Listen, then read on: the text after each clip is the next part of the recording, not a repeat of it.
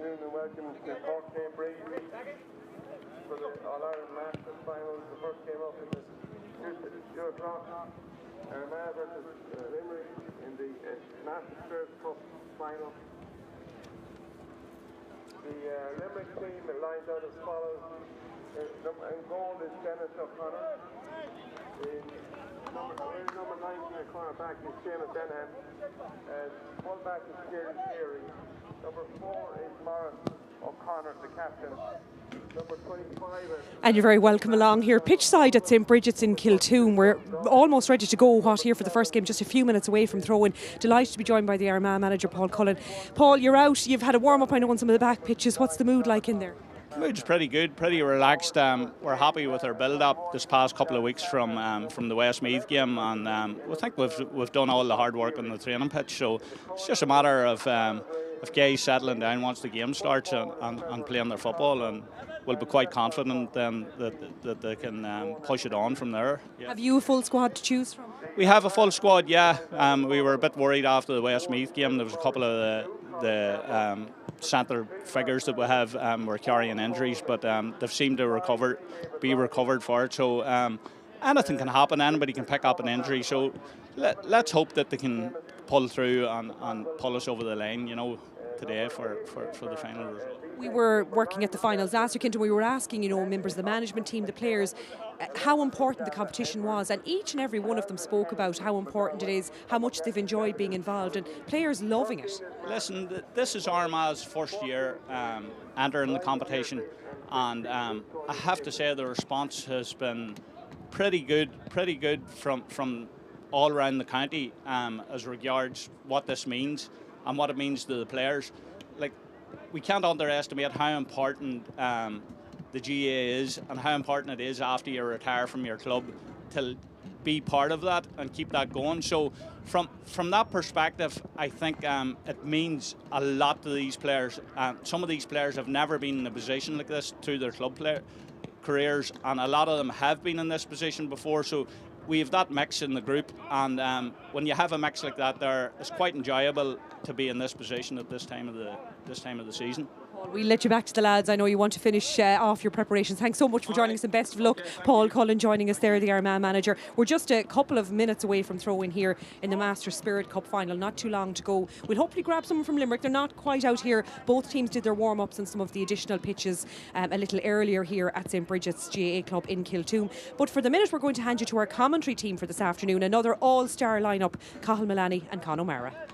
Thank you very much indeed, and you're all very welcome, as Angelina says, to the St. Bridget's Club here in Roscommon for the double header today. The big one coming up later on, Kerry against Tyrone in the Tier 1 final. That's at 4 o'clock, but first up it's Armagh and Limerick in the Spirit Cup final from 2 o'clock. Tyrone is fast approaching now. We have quite a few changes to bring you on the Limerick side of things, and we'll tell you about those in just a second. But first of all, Con, obviously a big day, as mentioned there, for both these sides, and they'll be keen to get their hands on some silverware. Absolutely, and it is the fifth here, to let listeners know how it works. We have 24 counties involved.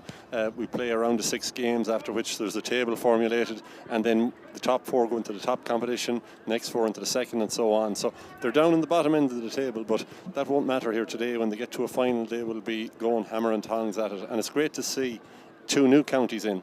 This is their first year in for both, for Armagh and Limerick, and it's great to see them get to enjoy a final here. Yeah, for sure, and we're looking forward to it. They both have huge panels named as well. Armagh have 40 players listed, Limerick have 36. Now, Limerick have made a number of changes to the starting team, so a number of players coming in. Seamus Lenihan wearing 19 will start, so too will John O'Sullivan wearing 25, John Lynch and John Doyle wearing 31 and 32 respectively will start as well, and so too will Darren Kavanagh wearing number 21. A couple of positional changes as well, and one change as well on the Armagh side. We're hearing that Tony Gribben wearing number 40 may start this game, but we'll confirm those for you once things get up and running. And as I say, Armagh have quite a large squad. You can just see them there running through their warm-up routines. The conditions, Con, they're pretty favourable. There is a fairly strong breeze blowing as we look at it from right to left, so into that goal that Armagh are warming up into. There is, yeah, but it is quite sheltered around here with the stand behind us, the trees and behind the goals. We won't know, I suppose, until we get into it how big an impact it's going to have. There's a good wall down behind that goals down there as well. But yeah, conditions perfect. The pitch is brilliant. The facilities here in Kiltoom are ideal for a match like this. It is the second pitch in Roscommon behind the Hyde. We can see, everything is laid on over there. Lovely clubhouse, dressing rooms. There's a mini stand, if you like, that we're facing over there. There's a bigger stand here behind us. Geographically, I don't think we're going to have the crowds here today. The way the finals worked out, you've got Limerick and Armagh. You've got, for our second game, you've got Tyrone and Kerry. That's a big trip for people to make, and hopefully they'll be tuned in watching it on the live stream if they couldn't make that journey. But yeah, ideal conditions for football, and you can see with the Armagh guys out here, they're well tuned in for it. Some nice footballers. You can even tell from the warm up there. They've a nice looking free taker there in Mark Murray. So I'm stroking ball over from 40-45 metres off the ground. Huge midfielder there in Gareth Richards. Be interesting to see how those guys get going when the ball is thrown in. Yeah, lots to look forward to. Limerick are just out on the field now, so they'll be ready to go now in just a minute or two for this first game, Spirit Cup final, Armagh Limerick. I know you mentioned the second game, Con, as well, and lots of people will be looking forward to that one, won't they? Because Tyrone and Kerry are the defining rivalry really at senior intercounty level 20 years ago, you could say, and now at Masters level. Yeah, it's fantastic to see it and to see some of the same names, household names taking part in that. You've got Aidan O'Mahony, William Kirby, the Kerry midfielder, and Tyrone are stocked with guys from Stephen O'Neill to Kieran Gorley to Conor Gormley.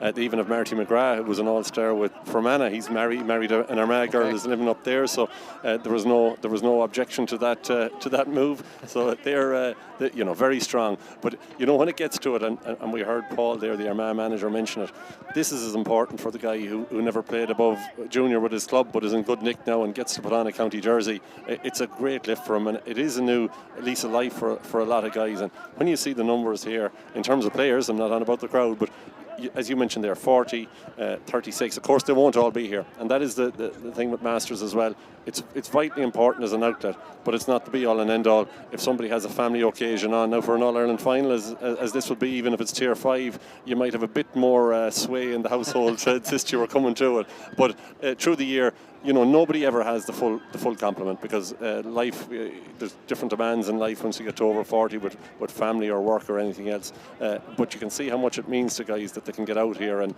mix around and kick a ball around and relive their youth, I suppose, to an extent, Carl. Yeah, well, there's a great piece in the programme, Con, from Stephen Doherty, the Derry Masters PRO, and he has a great line in that Tony Scullion appeared at one of their training sessions recently with his intermediate and senior Masters medals from, 15 years ago, 2007 and 2008, and they took a lot from that in terms of what it meant to someone even of Tony Scullion's stature within the game. Yeah, and Tony Scullion, just such an honest man, such an honest player, and you can imagine he was the same at training every Tuesday and Thursday as he was on a Sunday when he played with Derry. I wouldn't like to have been at the receiving end of that, and not saying that he was anything other than hardy, but he was a hardy man. And that competitive spirit, it never leaves you, and this gives guys who are, I won't say unwanted, because a lot of these guys are still playing club, but maybe not at the top end of their club football. They can go in here and be competitive again against guys their own age. And also the camaraderie that you get of playing with guys you played with maybe 20 years ago, soldiered with and battled against on a club front. Yeah. It's just a different dynamic. Yeah, well, we're almost set to go now for this game between Limerick and Armagh. Both teams have finalised their warm-up routines, and I think we're getting set for the national anthem now ahead of throw-in in this Spirit Cup final. Our match referee will be Kieran Quinn, but now we'll pause for Ron Levine.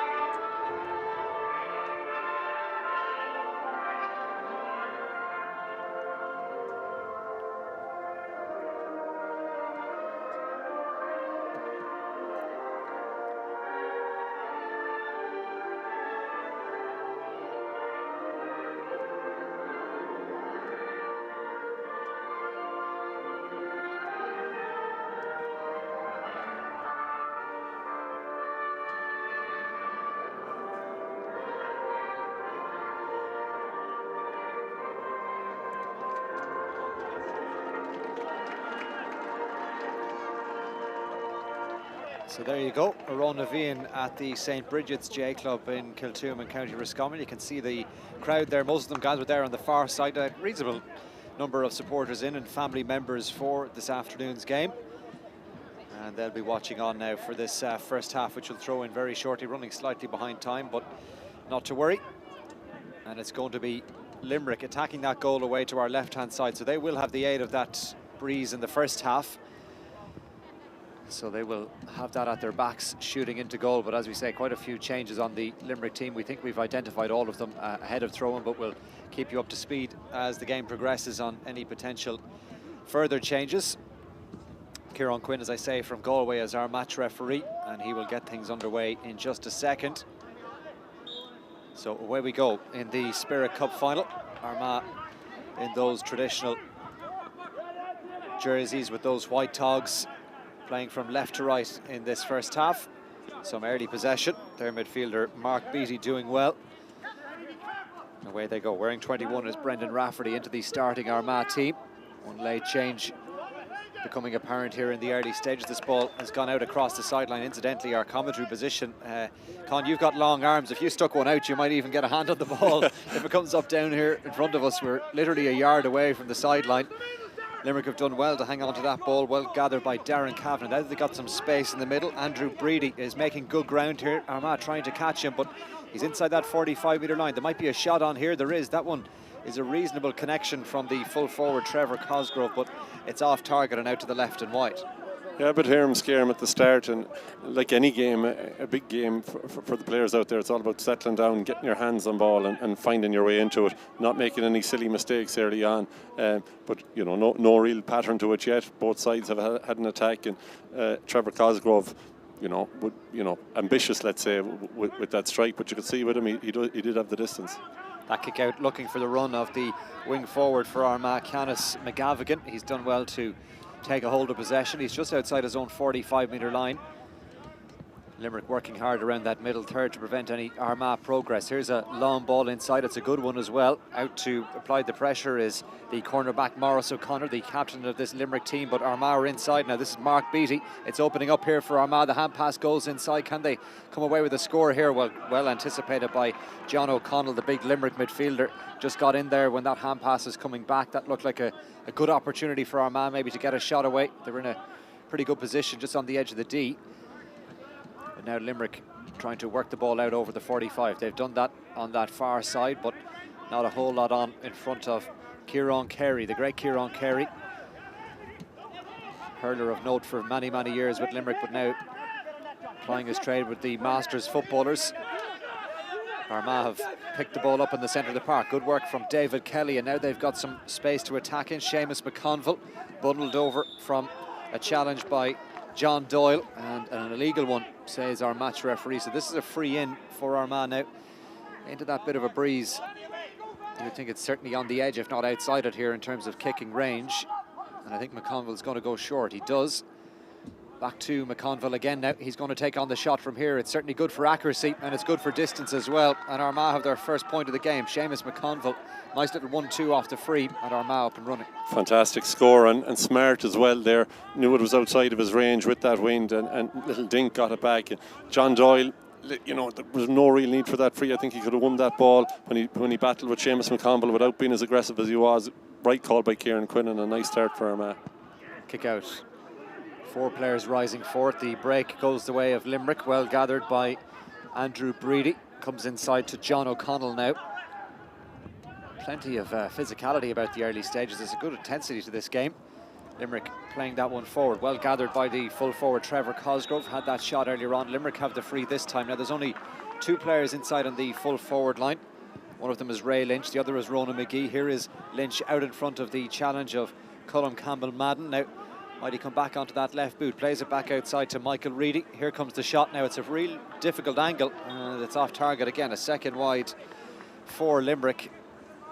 Another ambitious effort, you could say. It was. The build-up play was very good. Ray Lynch has gone to the inside line there wearing number 12. He's been picked up inside by Colin Campbell-Madden. I had to have a quick look to see it wasn't Francie Bellew when I saw the number 2 on the wide back going after him. But you could see the speed of Ray Lynch in there, winning the ball. Nice pop back, but again, probably outside the scoring zone, even with the win for Michael Reedy. So 2 wides for Limerick thus far. That's another brilliant kick out from Kevin Murray. That sets Armagh on the attack once again. This man has started well. Seamus McConville, ball down inside. Limerick with more defending to do. Back it comes to Mark Beattie. Now Limerick set up that defensive wall. Armagh having to be a tad more patient this time. Looking to pick a pass inside. Low delivery. Kieran Carey is scampering after Mark Murray here. Murray has got the ball. It comes inside again. Maybe a goal chance on here. Armagh settled for the point. It's come from the boot. It looks like of, is it the number 19, John McKeefrey? But it's Armagh's second point, and a well-worked score it was too. Yeah, and you're right on calling it straight off there that it was 19, it was John McKeefrey, but that was a brilliant ball inside to set that up, and Kieran Carey just let his man away from for a brief second. Mark Murray made a great diagonal run, got it and popped it back and over the bar from McKeefrey, and as you said, for a second call it did look like there was a goal on, but I'd imagine with the angle he took the right option. Yeah. So 2 points to no score. Armagh ticking away nicely. Kieran Carey plays this one out now for Limerick. They would love to get a score here. We've played 5 minutes. They've had a couple of shots, Limerick, but no score to show for the referees just yet. The ball coming down that central channel now for Limerick. It finds its way towards Michael Reedy. There's a good ball inside. Now there's space here for Ray Lynch. There might be a goal on here. Well, Lynch plays it back, and now the goal chance certainly is on. Well, it just spilled away from Darren Kavanagh. I don't think too many people saw that pass coming from Lynch to Kavanagh, but he spotted it. But it just doesn't quite go to hand, and that's you feel a big opportunity. Oh, great opportunity. When Ray Lynch got inside there, I thought he was going to go for goal himself, but that was a beautiful piece of genius by him, but nobody was aware to it, and especially not, unfortunately, from a Limerick point of view, Darren Kavanagh, because if he had to gather that, he had a really great chance of a goal. Well, Limerick have got a free here. It's going to be taken by Ronan McGee. This is a good chance now. You can see he's just on the D there. Has the benefit of the breeze as well. He likes that one, and McGee gets Limerick up and running. Their first point coming in the 7th minute. So Armagh leading Limerick by 2 points to 1 now. And that's the tonic that they needed, because with a goal chance there, if Armagh had to come away from that, maybe get another score, go 3-0 up, that'd be a hard blow for Limerick, because they have had loads of possession in this too. They've had 2 wides thus far. They needed something, and that was a nice, relaxing free for Ronan McGee. They were never in doubt. Yeah, good one to get them underway. Big collision in the middle. The break is won brilliantly by Limerick, and their number 18, Marty Stokes, doing well. Limerick now in possession again. They seem to have a little pep in their step now after that opening score. Attacking with John O'Connell in possession. He's got a man outside him. That's the full forward, Trevor Cosgrove. Cosgrove likes the angle here, takes on the shot. Cosgrove kicks it over the bar. That's a fine, fine score. And Limerick have certainly arrived now in this Spirit Cup final, 2 apiece after 7 minutes. Brilliant, and we saw from his first effort, even though he was well out the pitch, that he had the range. You know, he looked. That was a tough kick. Again, you could imagine a manager going red in the face, going, "Not from there." Not the percentage shot, but it's amazing what a score does too, Carl. You mentioned it. It's the first time that they've won an Armagh kick out directly afterwards, and then they get another score. 2 scores back to back. The kick out comes from Kevin Murray. His delivery has been very, very good so far. Cormac McAvoy that time plucking it from the sky. This one into the run of Joe Gribben on the far side. Mark Beattie gets past the challenge, and now they're inside the cover. Well, the referee just got in the way of a run there, but Armagh still hang on to possession. Comes back outside to Mel Courtney. Still Courtney. There's an ambitious effort, and that's going to be Armagh's first wide of the game. Might have been better advised to hang on to it there, Armagh. Yeah, because their build-up play to there was good. Just a bit panicky, and he never looked settled. He was slightly off balance when he threw his left leg at that. It never looked like it was going to challenge the umpires inside to go for a flag. Good game so far, Con. Great game, and you know, as you said, wholehearted, but not a dirty stroke in it. But every ball contested just like that one, full-hearted. Yeah, for sure. Limerick again doing well off the break ball, and now they've brought it up to that central channel. This man has started the game very well. John Doyle has carried ball up through this middle channel brilliantly, and he's doing so again here. Now can he get the pass inside? He can. This is Darren Kavanagh. Back it comes to Cosgrove. Oh, lovely ball inside from Cosgrove. Can they get the goal this time? It's still there for Limerick, and they do have the goal. It's John Doyle who finishes it off in the 9th minute. What about the pass inside from Trevor Cosgrove? And Limerick lead by 1-2 to 2 points. Unbelievable. And we saw an excellent pass earlier on from Ray Lynch that wasn't expected. That one from Trevor Cosgrove. I had the vision again to see that, but the execution of it. And John Doyle had quite a bit to do when he got it. He was back to goal. He kind of dummied the keeper. I think he dummied himself. He dummied everyone, but he tidied it up nicely and stuck it in the net. And he was involved in that from the breakdown here the whole way up. It just shows the appetite that Limerick have for this game. They've got momentum now, Limerick, without reply, and they lead by that goal coming from John Doyle in the 9th minute. Let's see what Armagh can respond with here. They've got possession again from their own kick out. They're building up nicely. Mark Beattie takes possession back now. Angle delivery inside. Kieran Carey back there battling for Limerick, but it's found its way inside. Can Armagh get a point maybe? This man has got one already, and John McKeefrey has another one. That's a good response to the goal at the other end. The direct ball in, reaping dividend on that occasion for Armagh. Oh, absolutely. A fantastic ball inside again to that man, Mark Murray. And he is a handful, big, strong guy, a bit of toe about him, bit of speed about him as well. The fed off the break. But as you mentioned there, John McKearley, the Killeavy man. We all know about Stevie from Killeavy. Now we've got John striking them in off the left foot from that side and doing very well. Another break will spill the way of a Limerick man. Sean Carey from Ahan plays it inside to John O'Connell. 2 points the margin. 10 minutes played. It's flown by in this Spirit Cup final at the St. Bridget's J Club in Kiltoom in County Roscommon.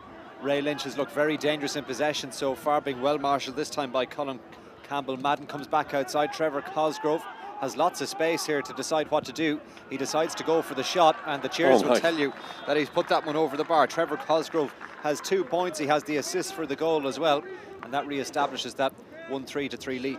Well, when that man gets it, you forget, get rid of that phrase scoring zone out of your mind, because just whenever he gets it inside the 45, doesn't matter if he's tight to the sideline, he has the range, he has the confidence, and you knew when he struck that, the way he just danced back out, that he knew it was over the bar. Super score, and as you mentioned it again, Ray Lynch is an inside threat, feed it into him, and then play off that coming from outside, and it's working really well for Limerick thus far. Yeah, they've really roared into this contest. Another good kick out there from Kevin Murray, the Armagh goalkeeper, but Limerick have pushed right up on the resulting free and they've won it back. John O'Connell, he's looking inside. Lynch made the dart towards this left-hand corner. Instead, Limerick go the other direction. It's found its way to Michael Reedy now. Reedy thinking about the shot. Trevor Cosgrove will certainly think about it. He's almost on the touchline on the far side. Opts against it this time, but another lovely dink ball inside. He's a really classy footballer. Ronan McGee. This is a difficult angle as well, and he just hasn't been able to negotiate the angle this time. Third wide for Limerick.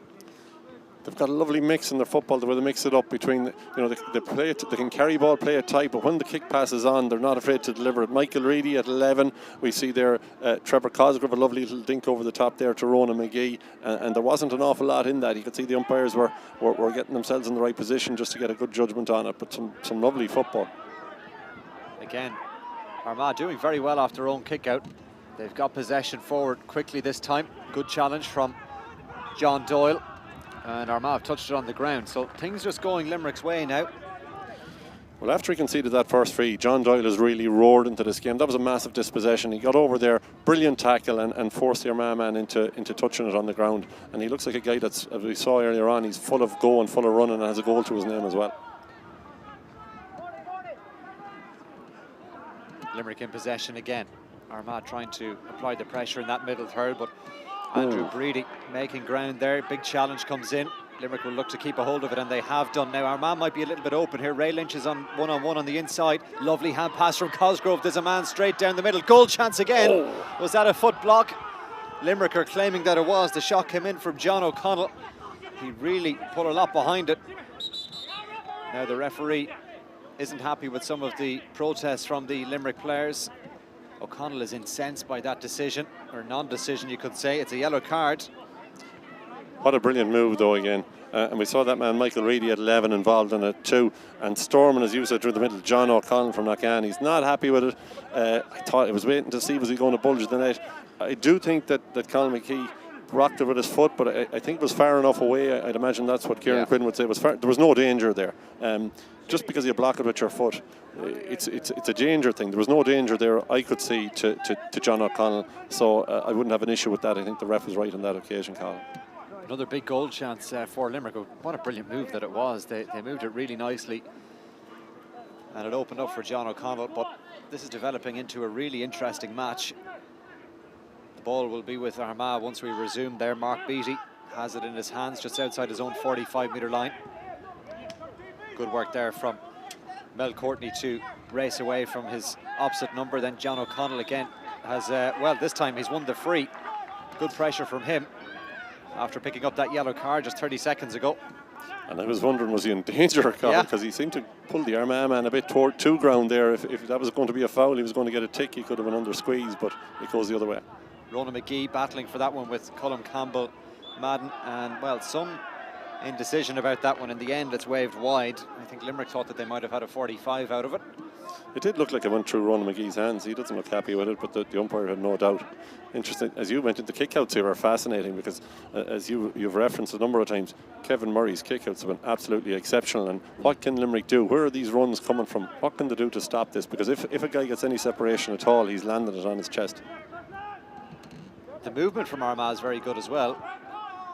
He had several options to aim for a number of runs to the far side, but this time Armagh coming towards our commentary side of the field, and they've just about kept this one in right in front of us here. Armagh, well, they've kept it in just about. That was their cornerback Conal McKee. Then it spills in the middle, picked up by Cormac McAvoy, and now some space for McKee, who held his position. Runner on the inside is Mark Beattie. Armagh would love a score here. Limerick have dominated the last little while. Beattie still going, met by the challenge of Kieran Carey, and still Beattie. And that's a brilliant point, all created right in front of us initially by Conal McKee, and Beattie with some powerful running through the middle, and that closed the gap down to 2. And they had to battle so hard for that ball, even right here in front of us. They were within inches of the camera here as they were going for it. Like, there was no easy ball when we saw Conal McKee coming up along the sideline. He did very well to keep it in, but the movement after that and the follow-on run from Beattie, from the midfielder, what the forward loves to see when they get a ball inside, a big man like that charging through that's able to score. Ball out here, well gathered under pressure by Gary Campbell. Limerick holding on to it now inside their own 45-metre line. Kieran Carey. Trevor Cosgrove picking up a nice pocket of space. Now there's 2 men inside. Lynch has made the run. Here comes the ball inside. Bounce just evades Lynch this time. Well, he played that one very nicely. Didn't need to just engineer the free. David Kelly was coming through and just had a hand on the back, I think. Yeah, and in fairness to Lynch and in fairness to Kelly, if you have a guy like Lynch with that speed, you have to go full throttle to try to keep with him. I think you're right. You'd use the word engineered. Ray Lynch knew he wasn't going to get there. Hit the brakes. Kelly came right out through the back of him, and you can't complain about the referee's decision either. He did come through the back of him, but I don't think that Ray Lynch was going to gather that ball. Yeah, so the free is the end result for Limerick now. It's going to be taken by Ronan McGee. He has one free already. This one is a more difficult angle. I think he likes that one again. Lovely score. Yeah, and Ronan McGee with his second free of the day. So 2 for Cosgrove, 2 for McGee. And the goal coming from John Doyle. That all adds up to 1-4 for Limerick, 4 points for Armagh. Yeah, Limerick up top, like the forwards there that are really playing well. McGee is always available inside. Ray Lynch offers the speed for a quick ball in. Reedy at centre forward, very impressive, and Cosgrove as well when he gets a chance. And you know the supporting cast behind are doing their work too. So they're well worth their 1-goal lead at the minute. But you can see in Armagh they're not by no means out of this, and they will have a purple patch. Oh, great take by Andrew Breedy there, roared into possession. Foot pass came from Mark Beattie. Now it's 3-on-3 inside the 45 in the Armagh half, just off camera. Now they've added an extra body or 2 back there, Armagh, just to defend this particular free. I think Limerick are going to try and go short. Too short. Well, O'Connell hadn't picked up the ball. He was saying that he was leaving that one go, so we'll go the required distance. He'd be wise now not to start talking to the ref, because that's what he got his yellow card for before. Ball breaks in the middle, and Armagh pick it up into the inside line again. They have looked dangerous when they get the ball up here. This is with Cormac McAvoy now. Oh, vital intervention by John Doyle back there. There might have been a goal chance opening up for Armagh had that ball gone to hand. Instead, Limerick win it back. Now they've got it in the middle. Good strength shown by Sean Carey to help this one away. Now John O'Connell, again, down that middle channel, and he's fouled inside that 45-metre line, just on the edge of the D, so probably within kicking range here, you would think, for Ronan McGee. And John O'Connell, like, he's all action there, isn't he? He's an example of an aggressive midfielder every which way. Like, he runs aggressively. You could see with the chirp he had at Kieran Quinn earlier, he can be quite aggressive maybe in the verbals as well. But what a competitor, what a battler. But back again then, who was the man that made the interception when it looked like Armagh were going to get through for a score after they had found Mark Murray inside again and were trying to play off it? That man again, Johnny Doyle, he's been absolutely superb for Limerick thus far. That's just gone to the right and wide from Ronan McGee, just trying to bend it in the wind. They've kicked 5 wides, Limerick, in this first half as well. You just wonder, will that be a stat that they'll come back to maybe regret in the second half? You do get the sense with Armagh, like, there's loads of football in them, but they haven't had what you would call a purple patch. We've had Limerick had loads of possession. They've had their 2 and 3 scores in a row. Armagh haven't got that. I get a sense about Armagh that if they were to put a couple of scores back to back, they would grow just as Limerick did after their first score here. And that man inside, I think the winning of the game, if it's going to be for Armagh, is the way they use Mark Murray inside. He's getting the better of that battle with Kieran Carey, and his runners coming off him, and there's going to be goals off that. This man has been the outlet for a lot of kickouts. Cormac McAvoy, he makes a real strong dart from the centre just out to that right hand side, and it's worked very well for our man the first half here. Look at the space that they've got now inside that Limerick 45. This is with the forward Brendan Rafferty, plays it inside. Limerick now flooding the bodies back. Rafferty again finds a lovely hand pass inside, and now they're inside the cover. This is the goal chance for Armagh. Oh, it's off the foot of the post, it looks like, and wide. Big chance. And it was that man again, Mark Murray. He just found himself free inside. Lovely ball in over the top, and really you'd have fancied him to score from there, wide on the near side, or as you said, off the butt of the post. That was a huge chance for Armagh. So 10 minutes to go in the first half. Limerick leading by 1-4 to 4 points. Their goal coming from John Doyle. They've got a free. And no need for it, and Canis McGavigan is going to know that ball was gone over the head of the Limerick man, and his momentum took him in through his back, and again Kieran Quinn had no choice but to give the free. But if he had to let that go, or if he had to stand where he was, I think that was his ball to gather. Free towards John O'Connell. O'Connell has been so heavily involved in virtually everything that Limerick have done in this first half. The ball inside, you could see what they were trying to do there through Andrew Breedy, but Armagh had defenders coming across the direction of the ball. Now the men from Ulster have a free inside their own 45-metre line.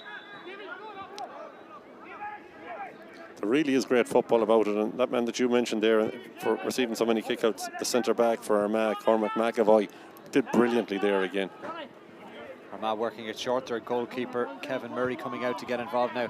Long ball coming forward. It's not quite worked out. Breedy has got it for Limerick then. Well, he returns it with interest, and straight to an Armagh player, picked up by Canis McGavigan on the far side. Here come Armagh again. Hand pass into that central area. Mark Beattie, 1 point already, helping set this attack in train.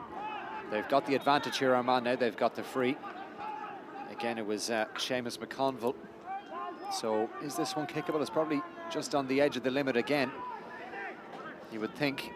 I saw this guy kicking a few off the ground beforehand, and he has some strike on him. The man who missed the goal chance there, Mark Murray, earlier on, but he has a fair boot. I wouldn't put it outside of his range, even into that wind. So Mark Murray, as Colin says, has put this one on the turf. Certainly feels it's within his kicking range. 7 or 8 yards outside the D. Oh, low trajectory on that one. Oh, the goalkeeper forced to palm it away. Has that gone in? It's just gone across the goal mouth. Well, dangerous moments for Limerick, palmed away by Dennis O'Connor. So easily it can happen. You can concede a goal in that sort of situation. Limerick survived. Great take from Darren Kavanagh here. Down the other end, Trevor Cosgrove this time loses out. Rory McGeary has gone in there to mark him, and he's done a good job here on this occasion. How about that for a goal chance, though? Yeah, it was, you know, I put the commentator's curse on him that he'd have the range, a bad striking. I don't know, was Dennis O'Connor unsighted or just tuned out for a second? He was late diving for it, did really well when he did to keep it out. I'm not sure who followed through. The angle was tight. As it came across too, I'd say there was a slight question. A couple of the Armagh guys were wondering, was it touched on the ground inside the square by the Limerick man who was under a bit of panic to get it away, but they survived. Armagh in possession again. 6.5 minutes to go to half time. And Armagh now with Beattie.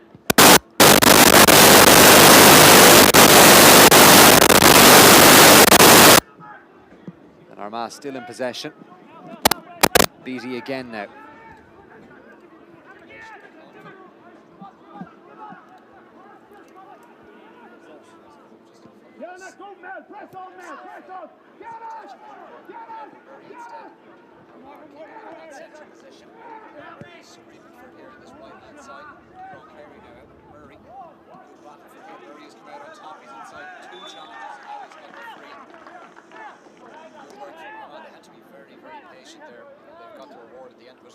Yeah, it's very hard to know what you do with Murray.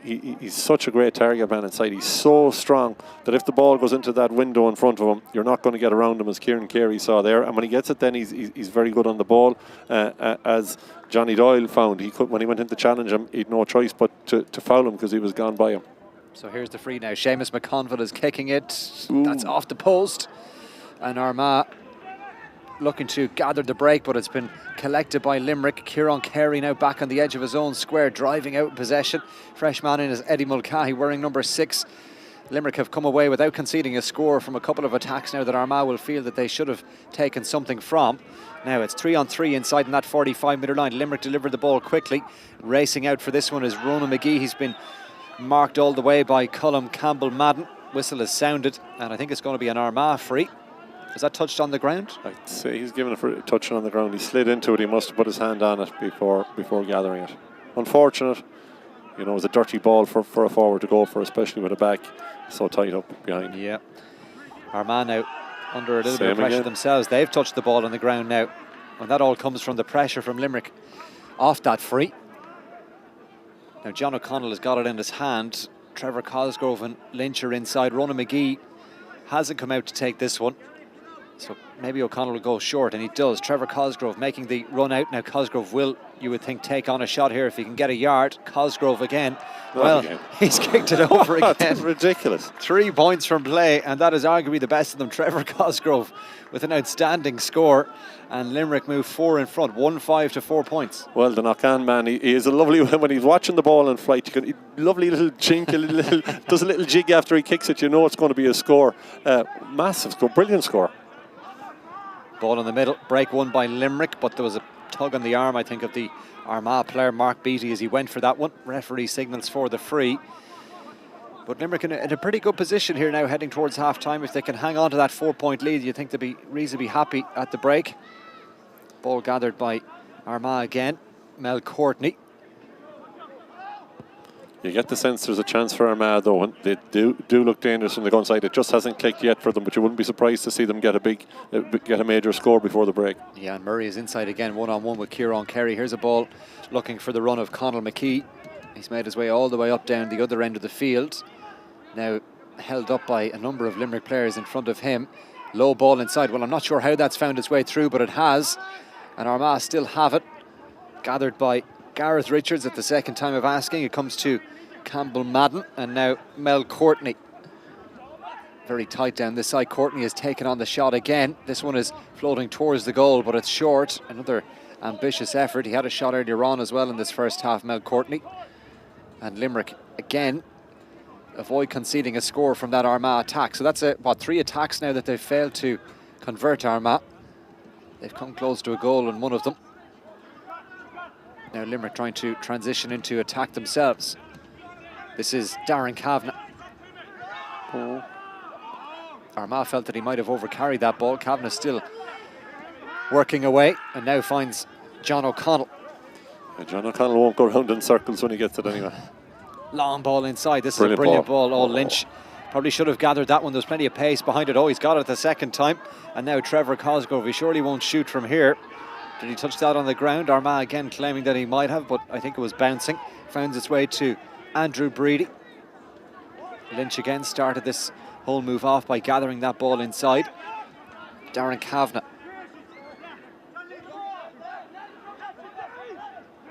Lynch again, finds a pocket here, Lynch. Hand pass inside. This is Ronan McGee. Scored from frees earlier on. Well, the goalkeeper lets it go. He has 2 from frees, but it's another wide for Limerick. There's 6 to this first half. Man down injured. It looks like Darren Kavanagh has picked up a knock. Yeah, Limerick have left a few scores after them. Even there with Ronan McGee, you know, he got it and kicked it in the one motion, and he has a couple of scores, a couple of frees to his name. That's the second right, I think, from play. But yeah, Limerick will be delighted with this first half. They've played loads of good football, a lot of good football. They've been, you know, that man John Doyle has been exceptional for them, and they've had players playing up to scratch up the top.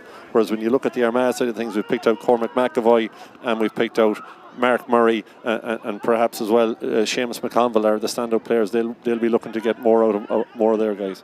Darren Kavanagh's gone off for Limerick. That's a bit of a blow. He's been fairly prominent in this first half. Hopefully he'll be able to return to the fray maybe in the second half.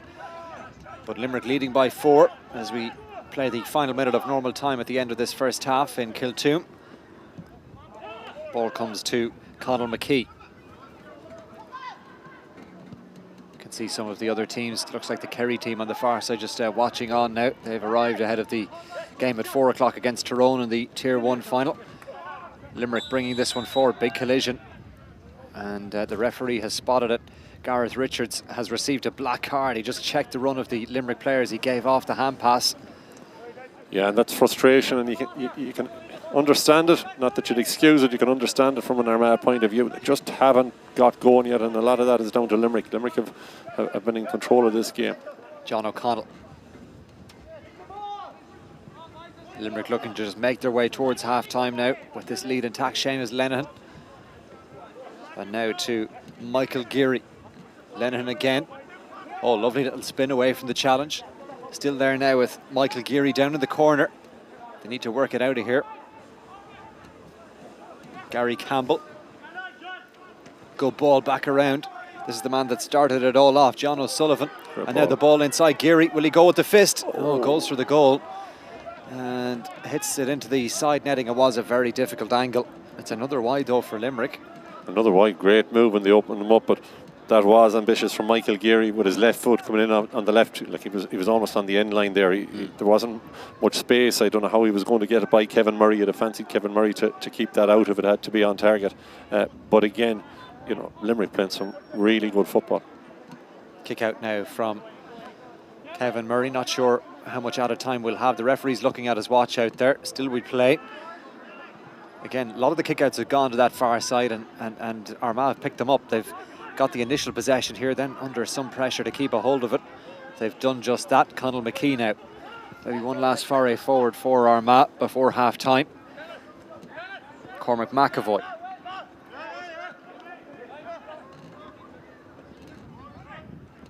Armagh not really making any ground just yet, but they're being patient, and Conall McKee now will surely drive this one in first time. He does. Murray's inside with Carey. This time Carey gets the initial hand on it, but it's spilled towards Seamus McConville, and McConville wins the free. Well, he probably played for that one.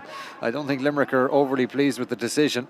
He definitely played for that one because he was on his way down before there was any contact game at all. I think Kieran Quinn was just a little bit unsighted there for that. But again, we can see that the Armagh game plan there when they get the chance, feed Mark Murray. Kieran Carey did really well to disrupt it initially, but it broke inside, and Seamus McConville will be happy with that free kick, let's say.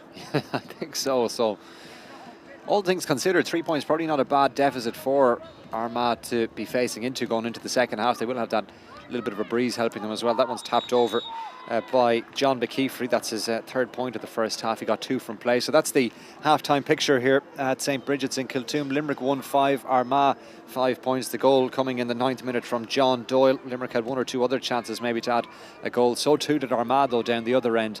And at half-time, Con, 3 points the difference. Is that a fair reflection on the first half? It probably is, but again, you just touched on it there. I think with that last score especially, Armagh will probably be happy enough to be going in because they haven't they haven't strung 5 minutes together yet in this game. Limerick have played loads of good football, yet still find themselves only 3 points ahead. And you do get the sense with the likes of Mark Murray in there, perhaps it's that bit easier to let ball in, that wind. If we look at the flags even behind the goals, the green and white flags behind the goals here on their left hand side is quite strong. It might be easier for them to deliver ball into that danger man, because every time Mark Murray gets it, there is danger. And Armagh do have runners coming. I'm very impressed with Cormac McAvoy. He's all over the pitch. Seamus McConville. They have a real range of attack coming from behind, from the midfield and behind there, and they look to exploit that. And sometimes when you go in, having not played, it can be easier for the manager to get a response than you're saying, lads, just keep doing the same things, which is what I think Limerick will be saying.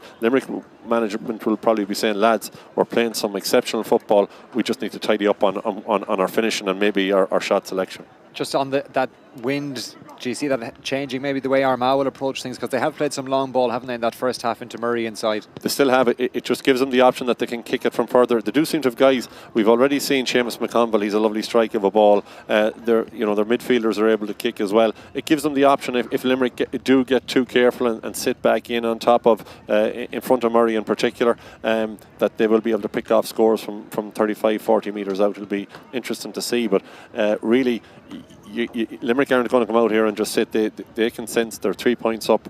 There's a title to be won, and they'll be going flat out at it. So you'll see that energy level rise again at the start of the second half, I would think. Yeah, you would think so. So we'll be back with full second half coverage very shortly indeed. But at half time in the Masters Spirit Cup final here at St. Bridget's in Kiltube, it's Limerick 1-5, Armagh 5 points. We'll be back shortly.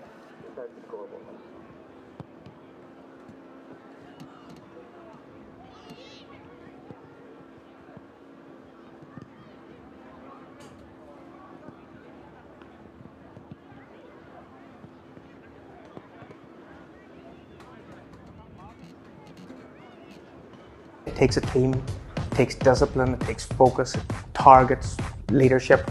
The difference is there's no final whistle with MFC.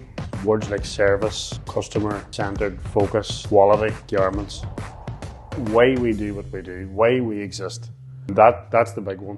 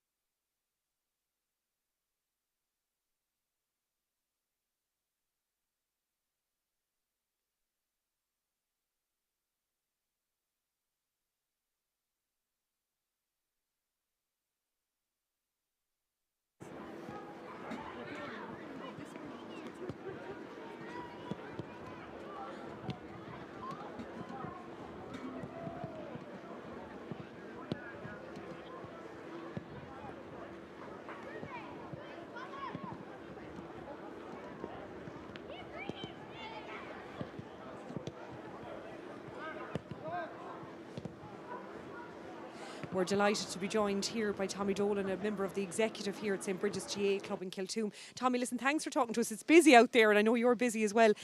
You were carrying a piece of silverware with you when I first caught you out there, and that was the cup. The Mick Lobster's Cup. I'm about to bring the cup down 500 metres down the road to where the house where Mick Lobster was born. Just get a picture there. He would spend his first 2 years here and then moved to Mayo. So there's a huge connection for the club here, and it must be a great day to be hosting it because of Dr. Mickey's involvement with Masters football as well. Oh, absolutely. It's a great honour for the club to have the Masters finals here and have our connection with Dr. Michael Loftus. Listen, you're no strangers to success, obviously, here at St. Bridget's. I mean, look, the facilities are incredible. I was talking to a couple of the stewards about it. We're lucky to be here today and have these facilities. It's a club that's constantly striving to improve, isn't it? Yes, so we're trying to improve on and off the field. We just recently completed the development of a gym community room with a lot of voluntary effort and a lot of fundraising, and it has been a massive success. It's a generational activity, that development. But also we are teams from nursery to senior, so it's on and off the field.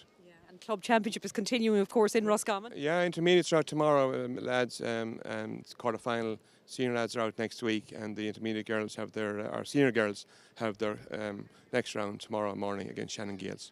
And I saw a big sign on the way in. You've the tumbling paddies even performing here in the next few weeks. We have the tumbling paddies, yes, so it's activities of all type on the 7th, Saturday the 7th here. Looking forward to that now. It'll be a busy night and enjoyable night for everyone attending. Tommy, listen, we're delighted to be here today. Thank you so much for talking to us and for the hospitality as always at St. Bridget's GA Club here in Kiltoom. I know the lads, Cahill and Con, will be back for second half commentary shortly. We're watching, I think, both, we had some of the Kerry players and Tyrone players out here warming up and just taking a first look at the pitch ahead of the big game here, which is coming up at 4 o'clock, which of course will also be live streamed, but we'll talk to you in a little while.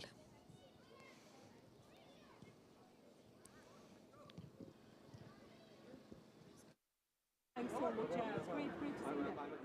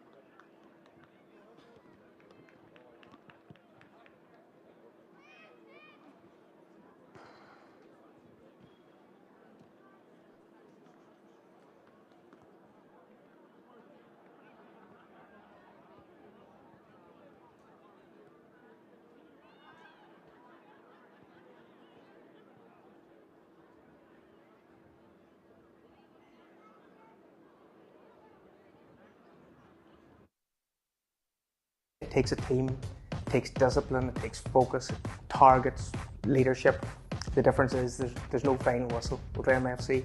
Words like service, customer-centred, focus, quality, garments. Why we do what we do, why we exist. That's the big one.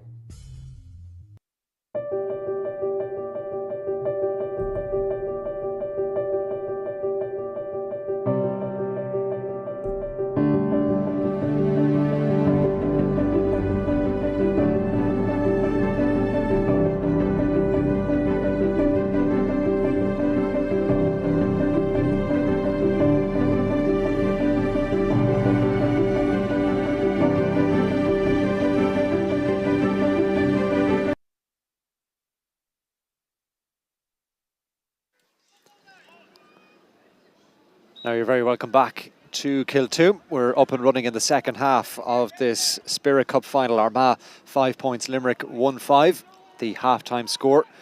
So work to do for Armagh in this second half. Limerick trying to keep that one in play. I think they've done that, but maybe at the expense of a 45, and it is a 45 for Armagh. The ball was kept in by Eddie Mulcahy. Easy to see what was going to happen there. First ball that they got around the middle, straight in front of Mark Murray. Kieran Carey got out in front and he was claiming he got pushed in the back. Didn't get the free for it. Armagh will be happy to have possession here. Beattie goes quick. And now the ball outside for Armagh. Will they try and get a shot? Remember, they're playing with the aid of a little bit of a breeze in this second half. Long range effort coming in from Cormac McAvoy. What a kick that is off the outside of his right boot. And Armagh with their first point of this second half. They close the gap down to 2 points, and that's some score. Some score. You picked him out for picking up a lot of the kickouts in the first half. You could see that he was attacking. He's full of running. You'd hate to be a centre forward marking him. He seems to be playing out around the middle there now, but the way he's cut down through that, a beautiful score right over the black spot. Good kick out this time from Limerick. They keep a hold of the ball inside their own half. Now they need an option or two for Eddie Mulcahy. Kieran Carey. Past 2 challenges. Now he needs some help. Blocked down, just hesitated a little bit. But not a whole lot on in front of him. And Limerick just struggling to get out over their own 45-metre line this time. Across to this near side of the field in front of our commentary position. The ball with the cornerback Maurice O'Connor. Sean Carey. Trevor Cosgrove. Manages to squeeze that ball down the sideline just about. That's intelligent play from Ronan McGee. He felt the 2 players coming in around him. Knew that there was a free coming, and now Trevor Cosgrove has the ball for the free. And the referee just insisting that that one's taken from the right spot. So Cosgrove will get a second bite of the cherry. And away we go again. John O'Connell, very prominent in that first half. Well, he'll be hoping for something similar in the second. Goes past the challenge. Has he been fouled? The referee spotted that he had fallen over, but wasn't happy enough that there was enough contact there for a free. And Armagh now keep a hold of it inside their own half. Armagh have really stepped up, Carl. There's a real aggressiveness about them every which way. We saw Limerick find it very tough to get out of their own back line. It was so tight, and I suppose Limerick are doing the same thing to Armagh now as they try to work their way out. Brendan Rafferty. Armagh working it through the hands nicely. Oh, good play this. And now it's into the more central area, picked up by Seamus McConville. Long ball inside, Murray's in there. Here's the chance now for Cormac McAvoy. Is that his second point of the second half? It certainly is. He looks to have picked up a more advanced position, and Armagh back to within a point. Super score, but that man just in front of us here, John McKeefe, that hand pass was all so tight here, opened it up nicely with the ball into the centre, kick pass inside, and McAvoy looks so assured going forward. And he looks to be, it looks like he's playing at 11 here now in front of us. So a point, the margin. Limerick 1-5, Armagh 7 points. All to play for in this Masters Spirit Cup final. Oh, ball has been overcarried. Well, John O'Connell, I think, had taken a knock there, had he, Con? He did, yeah. He did really well to win that ball. I did think there was hands on him when he was trying to get up off the ground. Usually after winning a ball like that, the ref will give you the benefit of the doubt, but they have previous, so in fairness, O'Connell had the good sense not to say too much there. Ball kicked in by Conall McKee. Long range effort this time. It's off target for Armagh, their first wide of the second half. John O'Connell just needs to be a bit careful as well because he's on a yellow from the first half. I think, as you say, there was a word or two exchanged there after that decision. from Kieran Quinn, our match referee, but it all ends with a wide for Armagh, and the gap a single point. So just the 4 minutes gone in the second half. I just had to check there, did McAvoy, does he have a twin brother? Because he's now picking up the aforementioned John O'Connell. He's gone from centre forward to midfield. He seems to go wherever there's a danger or wherever he's needed. Well picked up there by Andrew Breedy for Limerick, keeping the move going, but now it's picked up by Armagh. Lovely hand pass away by Joe Gribben. That allows Armagh to transition now into maybe a counter-attack. Mark Beattie is under a lot of pressure here. John O'Connell again commits the foul. He's on thin ice, I would suggest. A couple of fouls now on that yellow. Ball picked up by John Doyle, the goal scorer from the first half for Limerick. Yeah, John O'Connell could do with a gallon of Castrol GTX and just cool down a little bit and relax, because if he goes in with another one of those challenges, he's going to give Kieran Quinn no choice but to have words with him, and words could lead to a second card.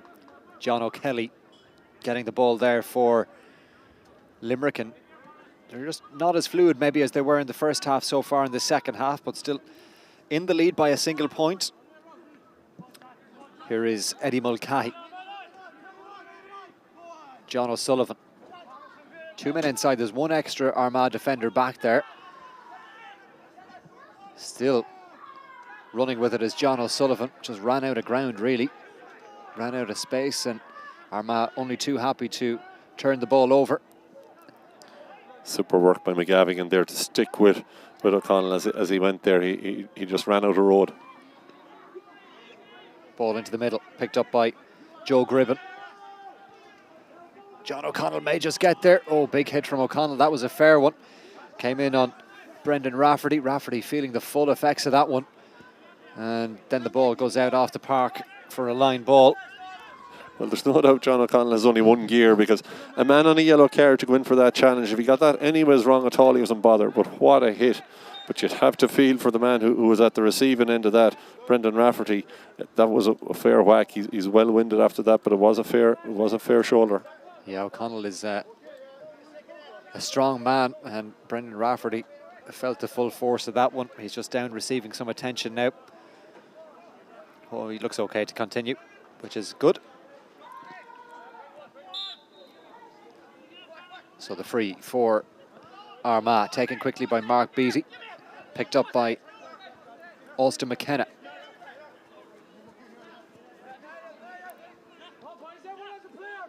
Mark Beattie.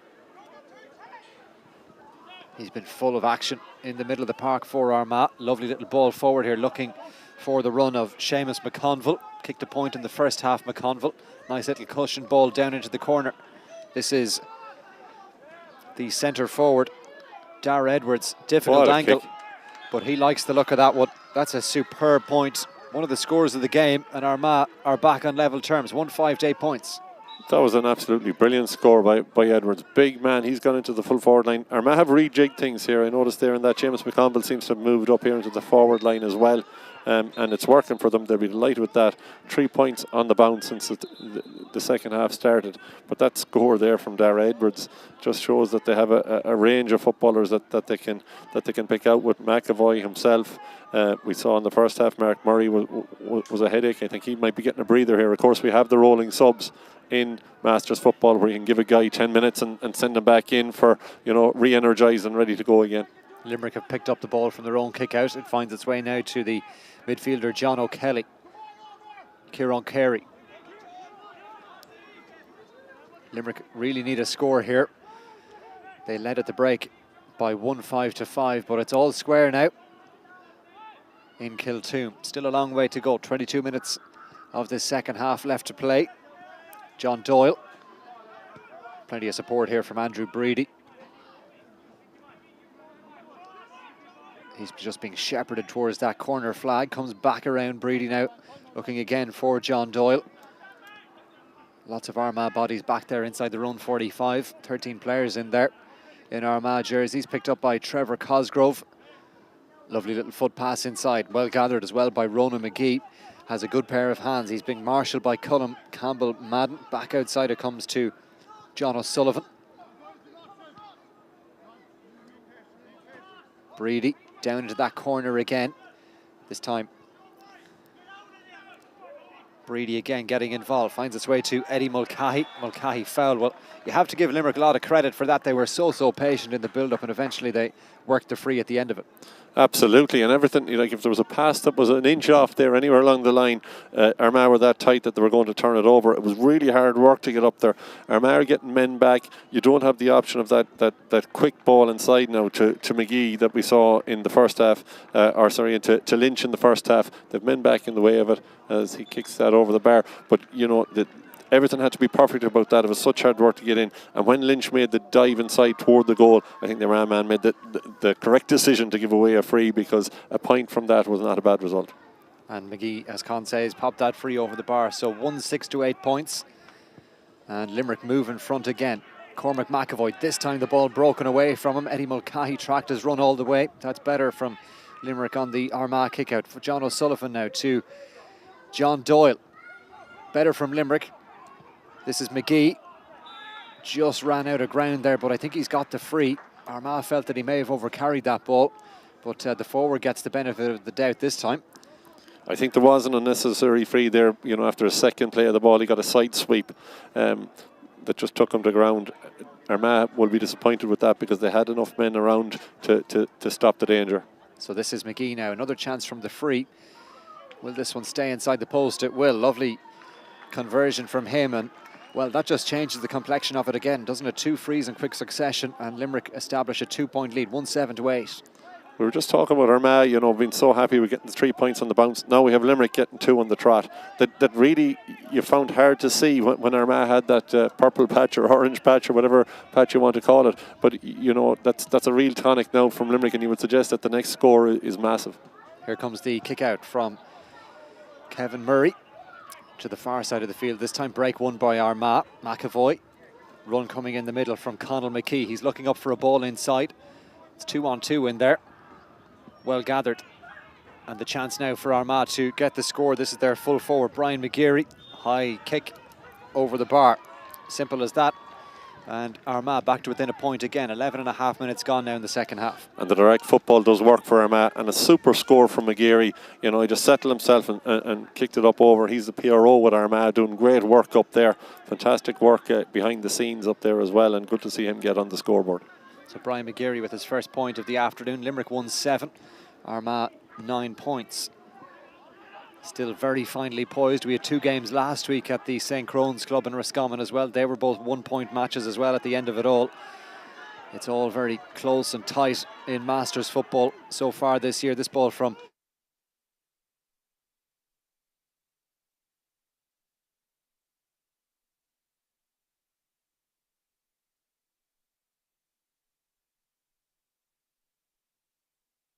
and Limerick cough up possession. It's a free for Armagh back there. What about that pass across though from John O'Connell? Super, like he's done so much in this game, both the good and the bad. But you know, as you mentioned, the standard of football earlier, the pace of it, you know, the vision of it, the kick passing is a joy to behold here this evening. Yeah, it really has been a really good contest, and there's still a lot to be resolved in this Masters Spirit Cup final. Kerry and Tyrone coming up in the All-Ireland Masters final in Tier 1 later on at 4 o'clock. We'll have that for you on the live stream as well. I think Armagh get the free there, but maybe Limerick feel a little bit harshly done by. I think there was a slip maybe at the end of it from the Armagh player.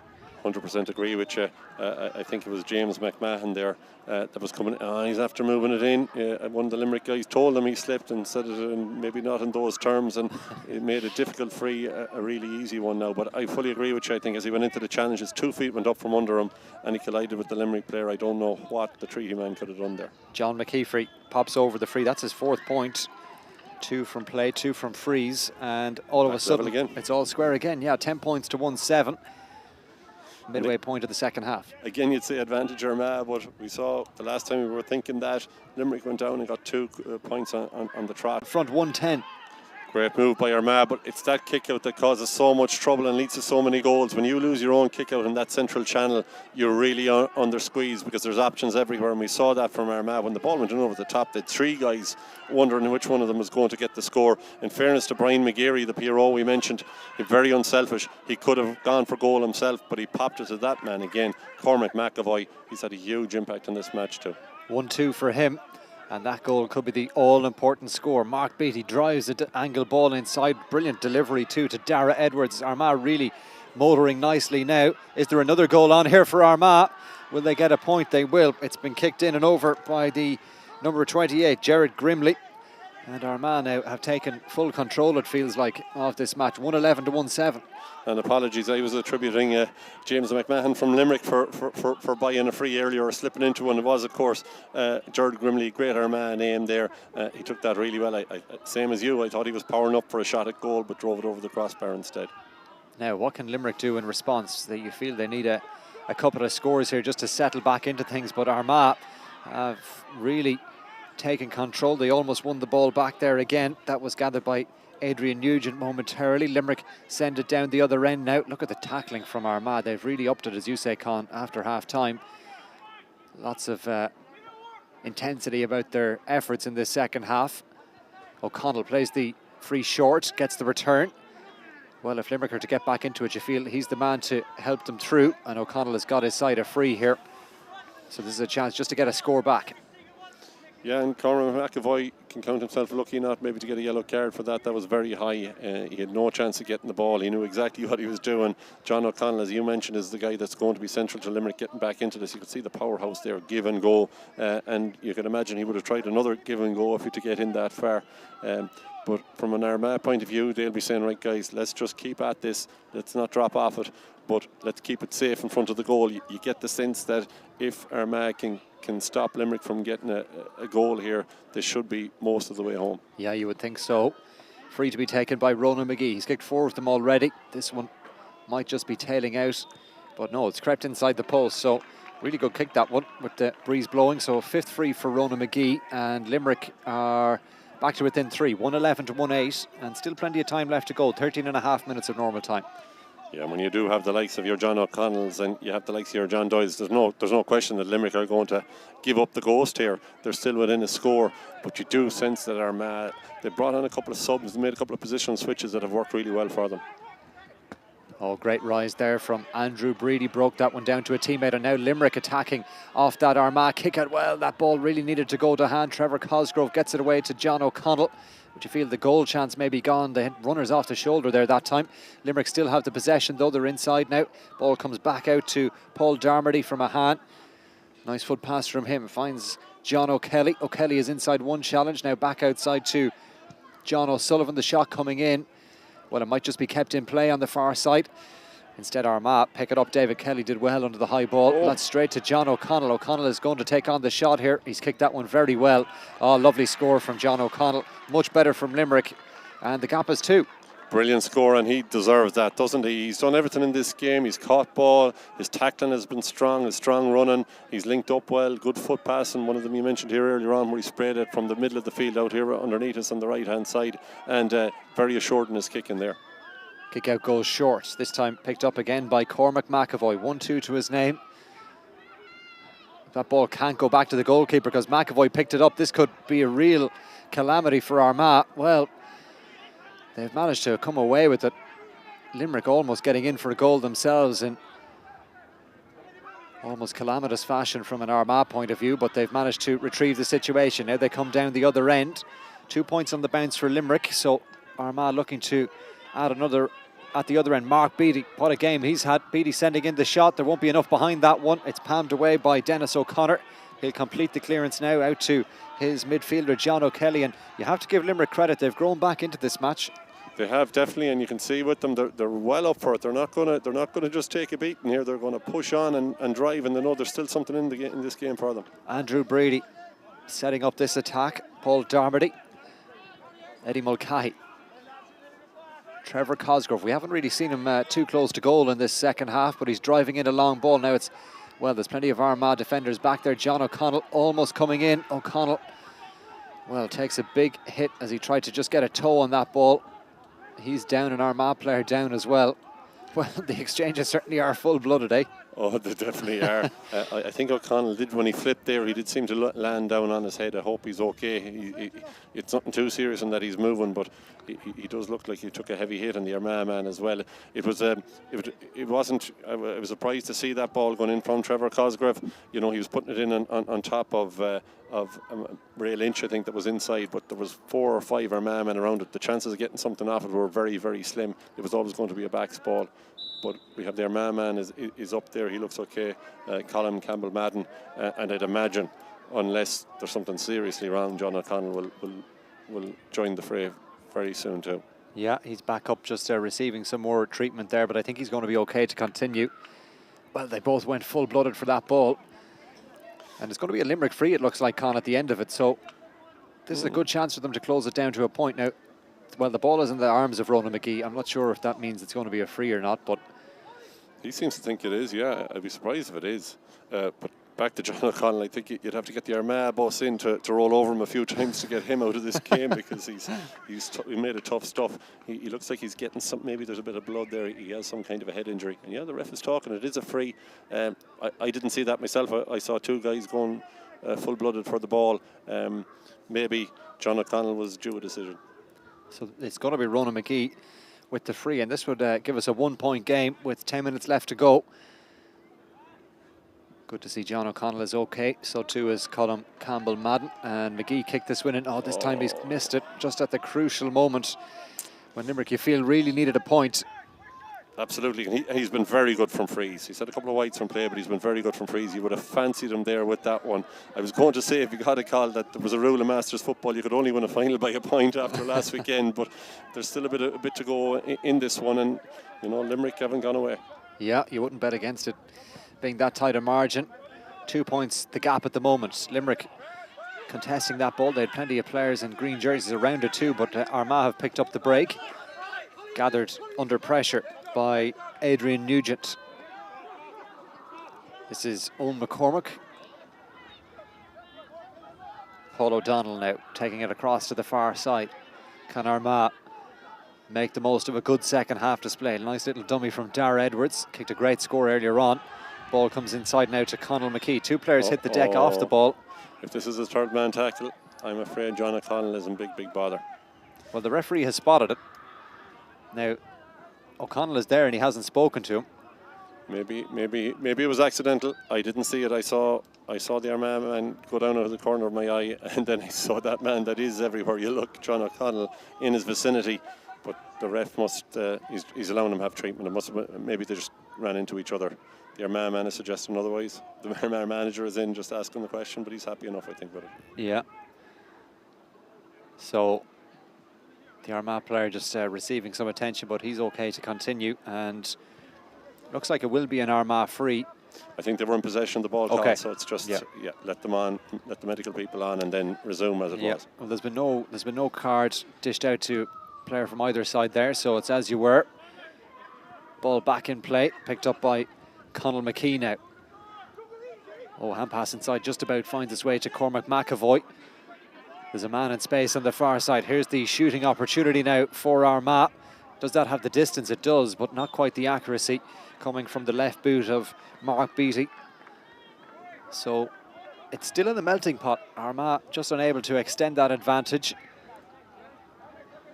Yeah, the psychology of games is funny. Like, Armagh came out at the start of the game, needed a good start to get back in, got 3 points on the trot, then, you know, maybe took the foot off the accelerator a little bit, let Limerick back in, and now, well, like, what do Armagh do? Do they keep going forward, or do they try soak up what's left of the Limerick challenge for the next 7 or 8 minutes? And it's hard to get the balance right between those two.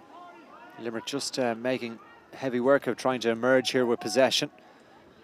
Ball back to Dennis O'Connor, the goalkeeper. He just puts the boot through that one to nowhere in particular.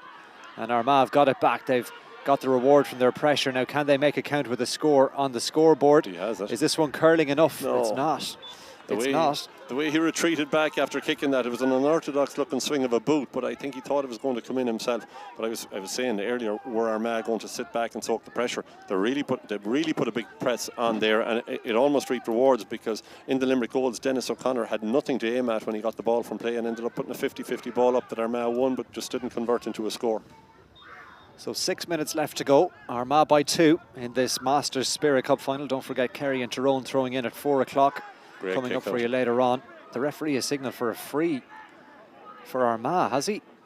Don't know what that's about. It was some ping of a kick out over to the far side there to Trevor Cosgrave. No, instead I think subs came on without a man going off, and the rule is that there has to be a baton exchange. You can't just land lads out for a kick out. Smart by Armagh, perhaps, a bit of gamesmanship. away we go again. Limerick have kept the ball from their own kick out.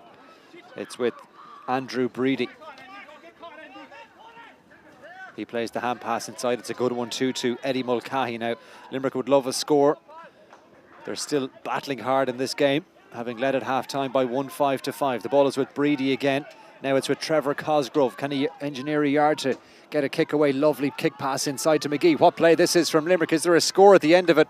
That's the score of the game, I would suggest. Score. It's come from the boot of Derek Connaughton, but what about the interplay from Limerick in the build-up to create the chance? Well, Trevor Cosgrove, every time, the number 14, but he's out around the centre forward position, every time he gets it, he looks to see is there a kick pass on. And usually he finds his man. That time into Ronan McGee, a lovely bit of ingenuity from him to give the hand pass inside to Derek Connaughton. And he did well. He still had a bit to do to kick it over the bar and bring us back to a one-point match.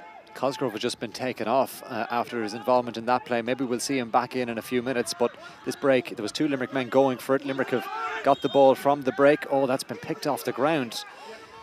And Armagh have the free right in front of our commentary position. It'll be taken by Dara Edwards, but it's a 1-point game with just over 4 minutes left to go. Another man down here in front of us too, Michael Geary, and I think the ref is just calling to see that he's okay, and he seems all right. He's back on his feet. This is really it. Like, you know, it's amazing how things come down to the last few minutes. Every single possession vital here. A touch on the ground like that could be the thing that tips it in Armagh's favour. Mark Beattie takes the free short now. He's looking for the foot pass inside. Instead plays it short to Declan McCauley. Oh, that ball is broken in the middle. Armagh just making hard work of keeping a hold of it, but they have got it. Good strength from Porrick McKeever. It comes back outside now. One more score would leave things an awful lot more comfortable for them. It's been brought forward by Paul O'Donnell. He was interested in the shot. He's taken it on. Doesn't quite find the target. That's just gone out over the line and wide. And again, we're on about scoring zones. That was very, very ambitious by Paul O'Donnell from out there. You know, I don't know how long he's into the action there, but maybe going for the highlights reel with that one. In fairness to him, he did have the range as well. It just dropped out to the left. There's that kick out towards the middle. Again, this time though, Limerick win it. This is a great chance for them. Armagh just getting bodies back. They've committed quite a few forward this time. Ball comes back to Andrew Breedy. Can Limerick get themselves back on level terms? It's been a cracking contest all the way through, but we're into the final 3 minutes of normal time now. There have been 1 or 2 stoppages in this second half. Oh, that's a loose ball across, and Armagh will take full advantage. They've won it just outside their own 45. Mark Beattie doing really, really well. And oh man, just slips in the middle. It's all happening. Both teams making hard work of it at the moment. Eventually Armagh calm things down and into some more comfortable possession now on that far side. All the crowd fully enthralled now by this Masters Spirit Cup final. A point the margin. This man got the goal, Cormac McAvoy, in this second half. He's been very, very good. Can he help Armagh to victory here? One more score might just do it. Dara Edwards is going to take this off the left. That looks like it's just tailing out to the left and wide, and it is. Well, he took on the shot, but Armagh have kicked, what, 5 wides now, I make it, in the second half. Quite a few of them in the last few minutes. Yeah, and he looked really relaxed in kicking that. You'd have fancied him to get that. He struck it well. He just didn't wrap his foot enough around it, didn't come in far enough. Short kick out goes to Eddie Mulcahy. Time running out now for Limerick. Just over 90 seconds of normal time left to play. Is there a score in this for them to level things up?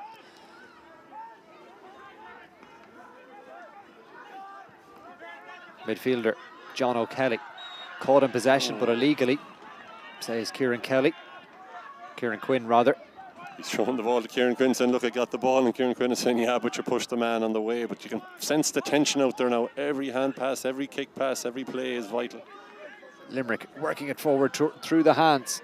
Oh, there's a man over here. Here's the chance. Is this it for Limerick? The ball comes out to Michael Reedy inside the challenge, plays it in again. Will they work a free from here? Armagh disciplined in the tackle. Brilliant from Armagh in that defensive situation. And now they look to go down the other end. It's open down there too. That one has spilled away. Mark Beattie does so well to gather that ball under real pressure. I don't know how he got the ball away. Oh, he's thrown it, the referee says. And Limerick have the free. Well, real drama here in the closing stages. The free will be brought forward as well. Michael Reedy takes it short. Did that travel the required distance? Well, the play continues. Here's the chance for Limerick. Is there a score in it for them? Oh, that's not it. John O'Kelly sending it in around the square, defending to do. Oh, it's spilled nicely. McGee has it, and it's over the bar. It's all square. Armagh 1-11, Limerick 1-11. Well, they got the score. John O'Kelly, I'm not sure, was that a shot or was it just a ball into the goalmouth area? But at the end of it all, they get the point. He'll say it was a ball in, but I don't think it was. But Ronan McGee, when he got that, actually, he was that close in. There was a sniff of a goal chance, but he'll be happy to put that over the bar. Are we heading for extra minutes here in Kiltoom? All square in the Masters Spirit Cup final. And if we go to extra time in the Masters, it's age restricted. It's 5 minutes and a half, and then there's a golden score if it's equal after that, which would bring great excitement. But there's a bit to go before we get to that stage yet. Yeah, we have had 1 or 2 stoppages in the second half, so we're into the first minute of added time. Mark Beattie in the middle now for Armagh. Well, they move 4 points in front at one point in this second half, Armagh, but now they're level with Limerick. But one more score for either side, you feel, will win this match now. Can someone just create that opportunity to get a shot away? Pádraig McKeever sending it into that goalmouth area. Oh, it's only into the arms, though, of Dennis O'Connor. Can Limerick now maybe go down the other end? Is there one final twist? Taken by Darren Kavanagh.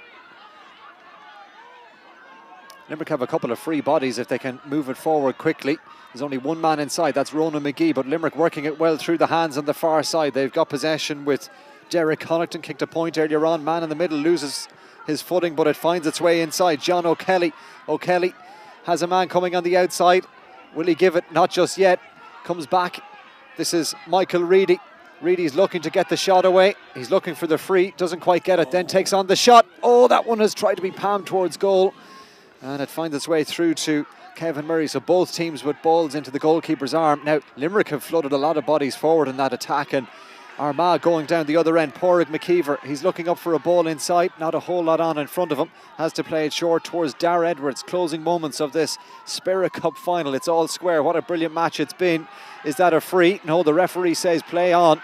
No free, he says, and then the ball is over carried. And I'd agree with him fully, because what happened there, the Armagh men, you could see him pulling the arm around, trying to bring the Limerick guy over him. Kieran Quinn was brilliantly positioned to see that. I know the Armagh crowd over the far side aren't happy with that, but I think Kieran Quinn got that spot on. What a finish this is turning out to be. John O'Kelly for Limerick. Is there a score in it for the men from Munster? This man's back on the park. John O'Connell, you wouldn't bet against him kicking the winner. He's been so good for Limerick in this match. This is Michael Reedy. And there's the full-time whistle. It's finished in a draw. Limerick 1-11, Armagh 1-11, and Con, it's looking like 2 periods of extra time. What a game, and it is a final, the Spirit final, and we saw loads of spirit the whole way through that from both sides. And you'd have to say, if this was a once-off game, you'd say a draw was a fair result, but there has to be a winner on the day. So it'll be 5 minutes now each way of extra time, and then if it's equal level again after that, like 5 minutes as we saw there wasn't a lot of scores there in the last 5 minutes. We go into that golden score. But where do you start with that one? I thought it was all there for Armagh Widred through the second half. It looked like they were going to be winners all over. What spirit from the Munster men to come back into it. John O'Connell, you mentioned the man there as well. Derek Connaughton came on, number 20. He gave them an extra bit about the place. But just that refusal to let it go, it just shows how much this does mean to both sides. Yeah, for sure. And well, heading into extra time, who is the happier team? Or is it Limerick having gone 4 points down, or Armagh were 3 down at the break? Who knows? Who knows? It's flick a coin. I do think from the Armagh point of view, they brought on a number of subs there, a raft of subs towards the end, and sometimes it can take a bit of time to find your footing out there. I don't think it added to their effort. I thought they were in a really good place at a stage midway through the second half, brought on a few subs, and I'm not saying that they weren't as good a player as was on, but it does take your time to gel. I thought they had a good thing going, and that maybe got disrupted a little bit. If they rectify that, maybe it's their advantage Armagh. They seem to have a better range of scorers and kickers around the place, whereas Limerick are looking at, even though they played some beautiful football, especially in the first half, you know, Ronan McGee with the freeze there is where they've gone to a lot of the time, whereas Armagh have a range of guys that you feel if they get the chance can get up and kick a score. Well, it's finished all square in the Masters Spirit Cup final. Armagh 111, Limerick 111. Extra time to come, and we'll have that for you very shortly indeed. Don't go away.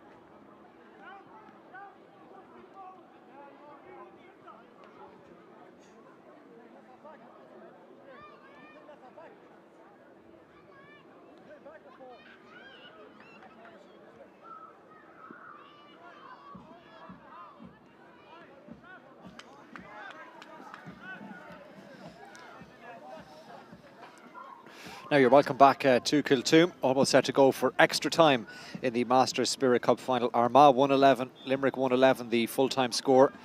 And away we go now for the first period of extra time. So 2 periods of 5 minutes of extra time, Con. Yeah. And then potentially golden score if it comes to it.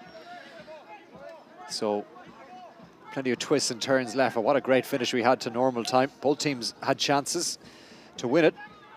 But in the end, probably, as Con says, a draw on the overall scheme of things in the terms of the 60 minutes, the fair result. But Armagh now with that aid of the breeze in the first half of extra time here. Mark Beattie thought about the shot a couple of times. He might take it on now. He's just on the edge of the D. Well, he was just losing his balance a little bit as he struck that one wide for Armagh. They had 5 of them in the second half of normal time kicking into that goal. And he's had a really good game, you know, a strong running midfielder there as well. It's been a great midfield battle. A guy that I haven't seen or noticed since we mentioned him so much in the first half, Mark Murray, I wondered, did he pick up a knock somewhere along the way? Because he really was a massive threat, especially in the first half, early on in the second half from Armagh, but I haven't seen him involved since. Limerick going short with the kick out. Paul Casey getting involved. And now they work it out through the hands pretty nicely. Casey has continued his run here. This hand pass just making him work a little bit harder than he might like. He's done well to keep it in. Eddie Mulcahy.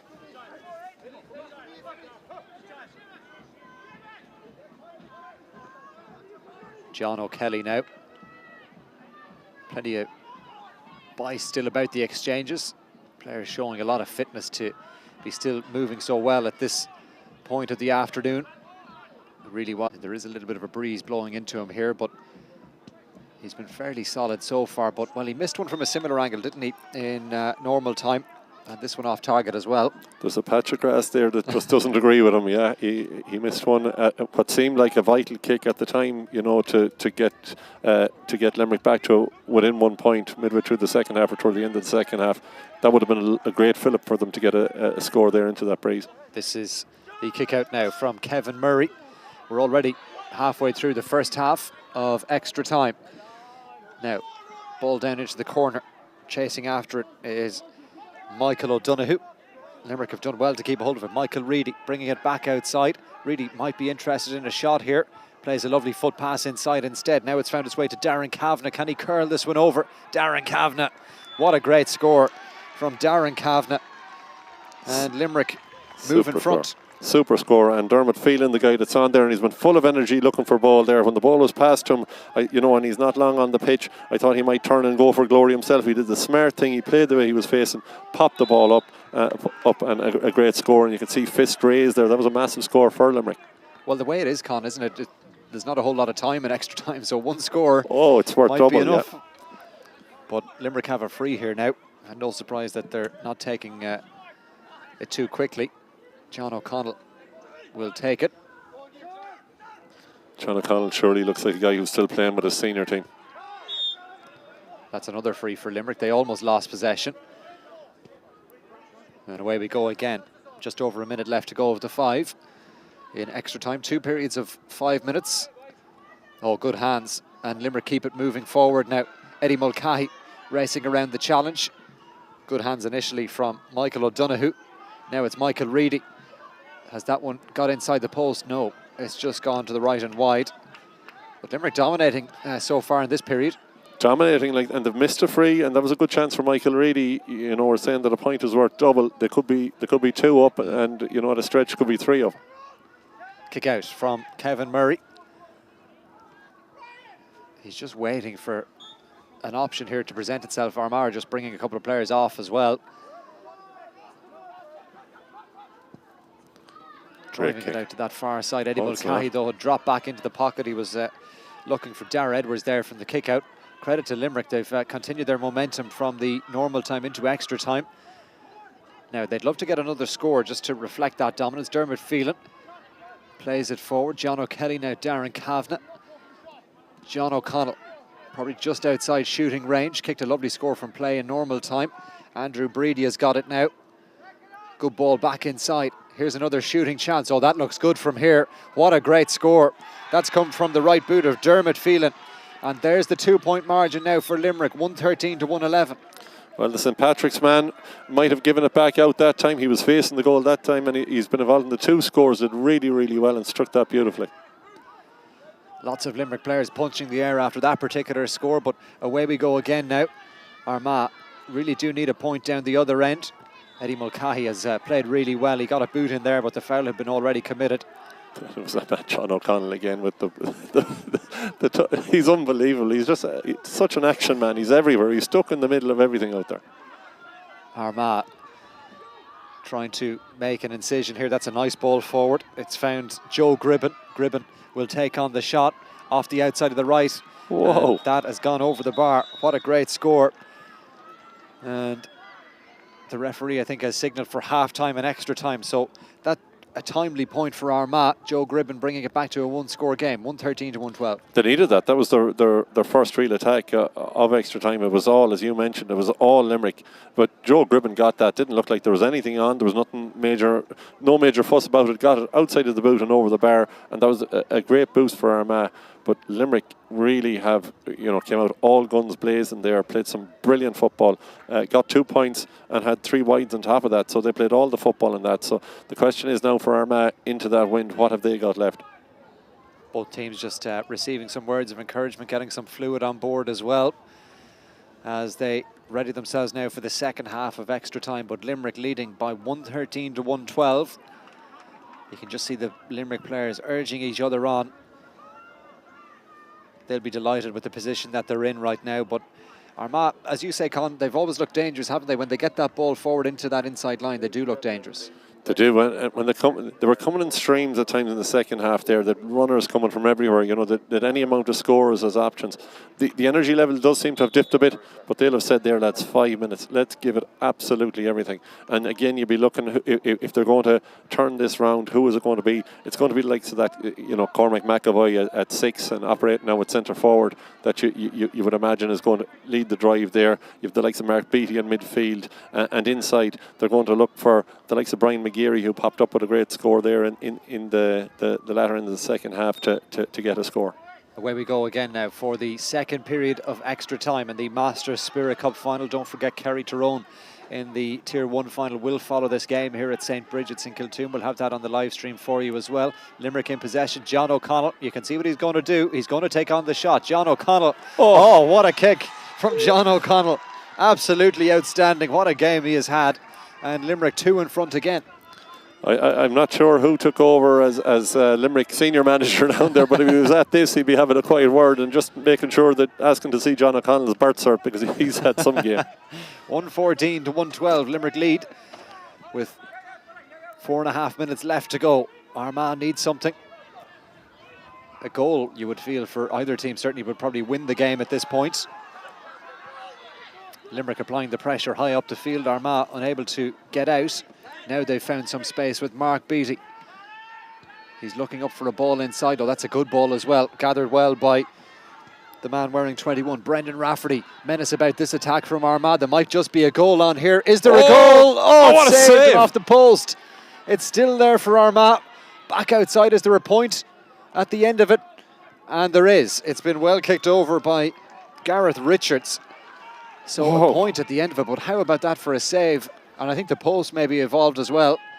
Unbelievable. It looked like, you were getting ready to say goal, and somehow there was a touch. I do think that Dennis O'Connor got a touch on a Cahill off the post, did he? Or was it straight off the post? I think it was a save onto the post, wasn't it? Save onto the post, it looked like. But Armagh will be happy they came away with something. That would have been really gutting for them if they didn't get away with a score. But Gareth Richards did really well to come away with one out of it. What an outstanding contest this has been. 1 point in it again. 2 minutes almost gone now in the second period of extra time. 5 minutes is the allotted period in extra time, remember. Then golden score if it finishes level at the end of extra time. Limerick on the attack. Oh, that looked like a free. Limerick were looking for it, but the referee didn't agree. Now it's picked up by John O'Connell. What a score he kicked a few moments ago. Again, Limerick are looking for a free. That one's not going to be given either. Can they just keep a hold of the ball now is the question. Probably a little bit too far from the end to try and do that with 2 and 45 seconds left to go. John O'Kelly is thinking about the shot from over there. Instead plays it short. Limerick keeping the ball well. Trevor Cosgrove back on the field. That's an ambitious ball across. John O'Connell is there. This time he's unable to get a hold of it, and Armagh win it back. And there's space for them if they move it quick. Great hand pass out will release Mark Beattie, and now it's McAvoy, the centre back. He's been absolutely brilliant. He's been everywhere. Beattie again. Runner on the outside. Limerick are getting bodies back, but there's more menace about the Armagh attack now. This is Dar Edwards. He kicked a point earlier on. Oh, it's all to battle for here. The ball spills loose. Edwards has got it. It's come back out to McAvoy. Mark Beattie now drives through the challenge. Armagh need to score to level things up. Trevor Cosgrove back there battling in the challenge. Still Armagh have it. Ball sent in. Oh, it's a good ball as well. Was that touched on the ground? Play continues, and Limerick defend it well. They get the ball away, and Trevor Cosgrove has it now. Just less than 2 minutes left to play in this Masters Spirit Cup final. What a brilliant game it has been. Extra time after it finished level at the end of normal time, 111 to 111. No, that's a poor ball inside. Michael Reedy. There was 2 players inside. John O'Connell was one of them over there on the left-hand side, just off camera.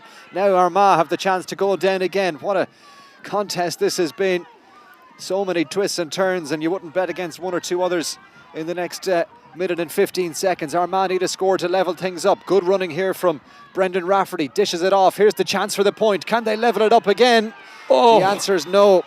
It's just gone wide from Shane McKeever. Was that the chance?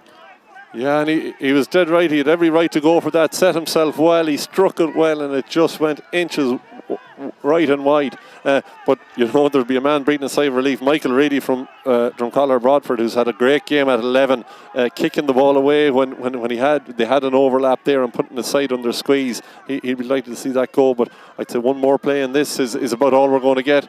Dennis O'Connor, long way down the field. The ball is spilled for Limerick, and surely they're in for the goal now. The ball in around the back, and this will save it. The keeper had pushed up, and Limerick get the goal, and they will be the champions. Masters Spirit Cup final is heading the way of Limerick. The ball inside, the keeper had pushed up, and it was finished by the man wearing 33, Michael O'Donoghue. The danger for Kevin Murray there, the danger for Kevin Murray of following the Ethan Rafferty type, and we don't want to see this at the end. It's been played in brilliant spirit the whole way through. We don't want to see it fall off the cliff here. But Dennis O'Connor, and he's had a great, Kevin Murray has had a great game in goals for Armagh, but he did, you know, the modern thing when they needed a score. He came out around the middle of the field to add an extra number like Ethan Rafferty would do for the Armagh seniors, and it left the easiest of finishes for Limerick once they got inside. So 2:14 plays 1:13. We've played the 5 minutes in the second half of extra time. Surely now Limerick have done enough. That late goal from Michael O'Donoghue, we said a goal would surely win it for either team, and it might just have done it here for Limerick, but Armagh might get a goal themselves here. They certainly need one. Limerick have really clogged up that central channel. Driving at it here is Darragh Edwards. Edwards putting the right boot through that one. It's gone wide, and there's the full-time whistle, and Limerick have done it. What a brilliant match we've enjoyed in this Masters Spirit Cup final, but Limerick end as the winners, 2:14 to 1:13. Michael O'Donoghue's goal on extra time, the key score.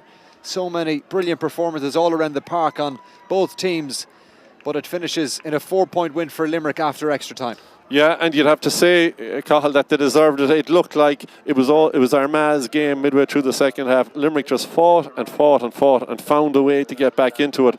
And when it came into extra time there, they were the dominant side the whole way. They played all the football in that last 10 minutes and got their just reward. But it's been a brilliant year for Armagh as well. Their first year in to get to a final. They've really added a lot to Masters football. And it's great to see both sides out there, you know, shaking hands, commiserating and cheering and so on and so forth. It means so much to them, but that was some game, you know. It was unbelievable. It was great entertainment. It might be tier 5, but you know, the level of football was exceptional. Some of the scores were great, some of the catching, the tackling, it had everything out there, and it just shows what do we want from a game of football. It doesn't matter what level it's at. Once you get that intensity and that want from the players, it makes for great entertainment. Yeah, it really does. And 1-11 apiece at the end of normal time, but in terms of individual performances all around the park, Con, I mean, we've mentioned so many players, haven't we? Cormac McAvoy for Armagh got 1-2 from centre back, although he played all around the park. John O'Connell for Limerick was a colossus out there.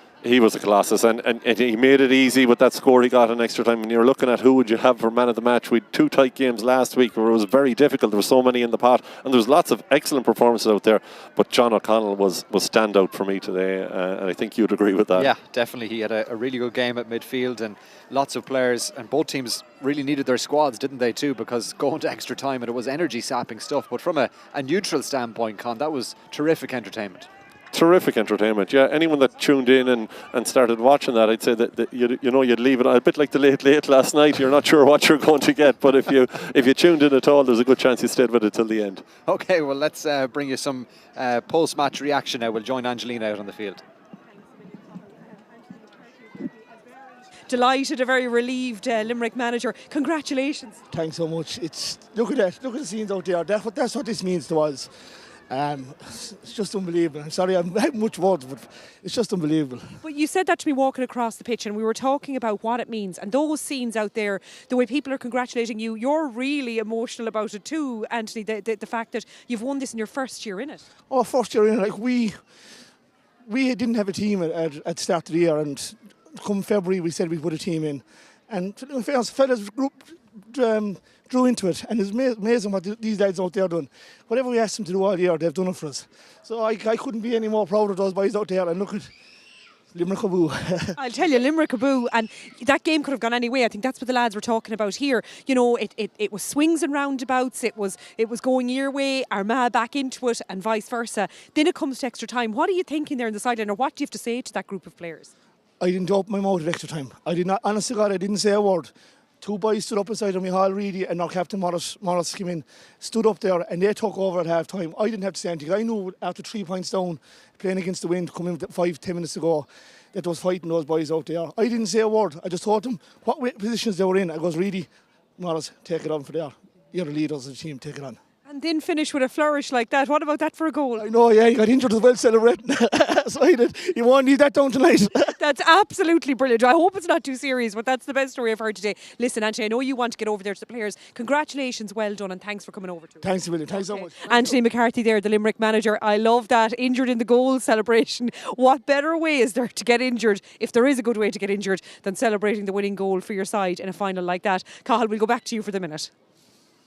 Angelina, and thanks to Anthony McCarthy for joining us there as well. Great to get some reaction from the Limerick camp as the Limerick players and management all celebrate with their families and supporters out on the field. The Armagh players as well being greeted by their supporters and families as well. What a cracking contest it was in the Masters Spirit Cup final, but Limerick winning after extra time by 2-14 to 1-13 after it finished 1-11 apiece after normal time. And we will have the next game coming up for you here at Kiltoom, the highly anticipated encounter in the Tier 1 final between Kerry and Tyrone. That one throws in at 4 o'clock. It might be a little bit after 4 now because of extra time in that game, but when it throws in, we'll have it for you here on the live stream. The guys are just getting ready with the presentation over there on the far side of the field, and we'll bring that to you in just a second as well when it gets underway.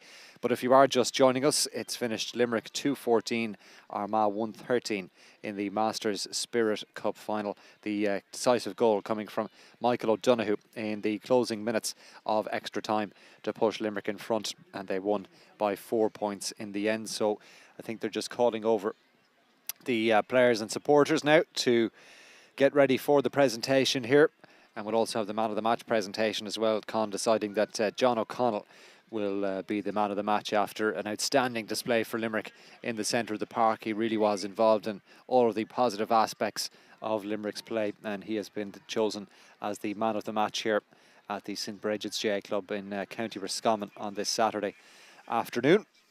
So Limerick join the sides from last week, Mayo, who won the plate final against Roscommon, and Cavan, who beat Sligo in the Challenge Cup final. And now Limerick, the latest team to claim silverware in the Masters football this year. The Tier 1 final, as I say, between Kerry and Tyrone throws in at 4 o'clock here this afternoon. And then next week on Saturday afternoon in Dublin, it's going to be the Shield final. That's Tier 2, and that's Derry against London. 2 o'clock throw-in for that one next Saturday afternoon in Dublin, and that's a game you'll catch live as well. So lots of potential storylines to emerge now over the remaining 2 matches that we have left in this competition. And some big names we're hearing in the Kerry team, coming into the Kerry team for today's Tier 1 final. We'll bring you the details of that on our live stream once that gets underway. We're going to bring you some more reaction a little bit shortly from the Limerick camp. All very happy faces in the Limerick side of things after that dramatic win, after a terrific contest between both sides. And I think Angelina has got a member of the Limerick team. We'll go to that in just a second. But we'll have the presentation as well, which is just getting underway there on the far side.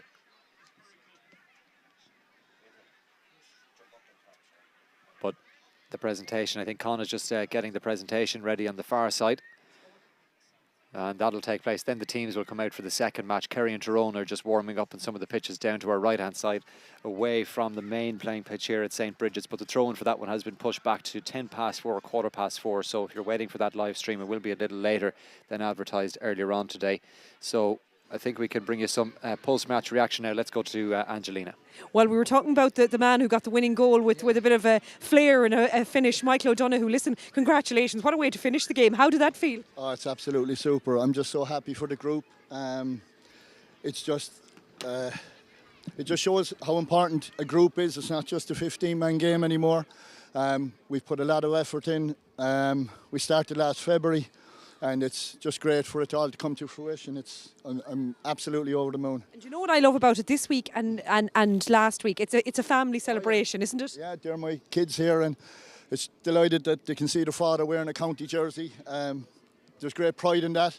and then to wrap it all home with a bit of silverware is the icing on the cake. So I'm so happy for me and for the group itself. It's not about me winning, getting the winning goal. It's a group effort. I'm just so happy. Yeah. And Anthony ratted you out. You twinged an injury, did you, when you went into celebration? Well, yeah. Well, I've been carrying an injury all year, and I've been trying to nurse it. So it's just, look, it held up, and to get the winning goal. Look, like I said, it's not about me. It's about the group.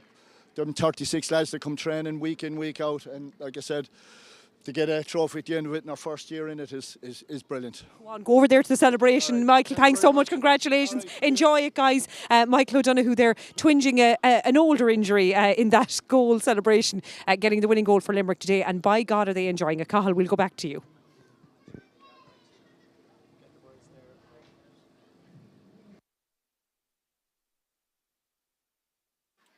Thanks, Angelina. Great to get the words there from Michael O'Donoghue of Limerick after their dramatic win in this Spirit Cup final over Armagh by 4 points after extra time. The presentation now is taking place on the far side of the field. We might be able to bring you some of that in just a second. So there are the scenes here at St. Bridget's J Club in Kiltoom as Limerick presented with the Masters Spirit Cup title after their 4-point win over Armagh. 214 to 113, the full-time score. There's the Armagh contingent just watching on as the various speeches are made. And then you can see the Limerick players and supporters in there as well. And that's John Pat Sheridan just making the speech before the presentation takes place.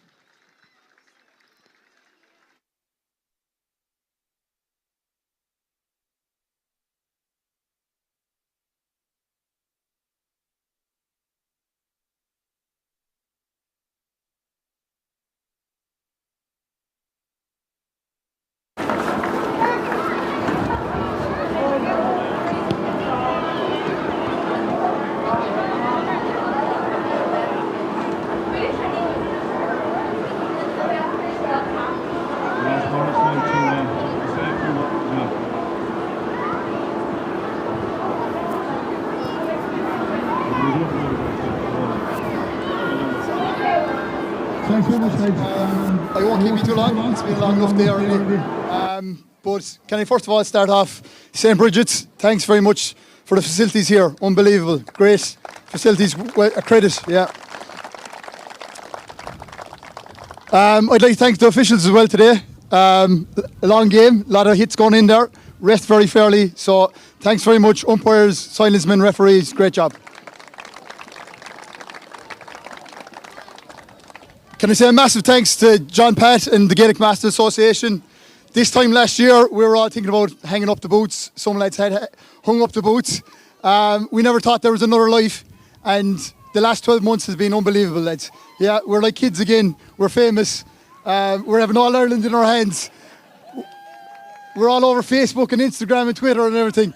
But look, it's a fantastic competition. So credit to John Pat and the Gaelic Masters Association.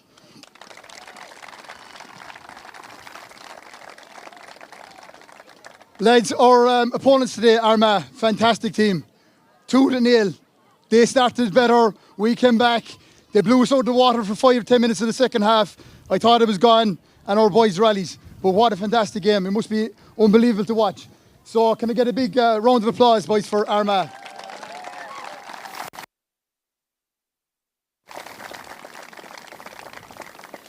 Lastly, I want to finish with our own. We have a fantastic team. Joe Mackay, our chairman, last January, assembled us all together. We have a fantastic coach in Jason Dillon. Fantastic selectors, Aidan, Katie, our physio. Our manager, Anthony, leaves no one stone unturned. Looks after us all the time. We have a fantastic committee, boys. We have Liam Mackay, he's just promoted all across the globe.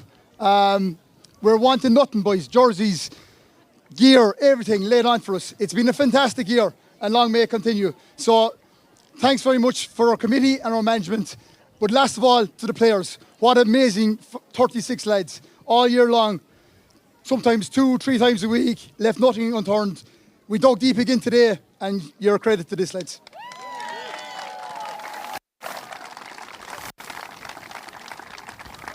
Hey!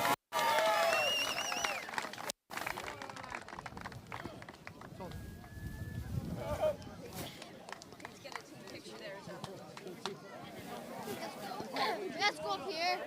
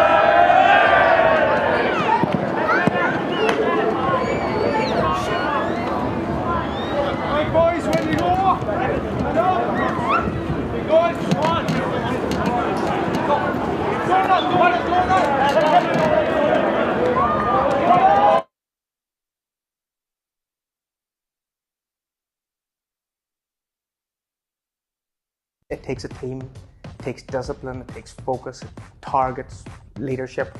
The difference is there's no final whistle with MFC. Words like service, customer-centred focus, quality, garments.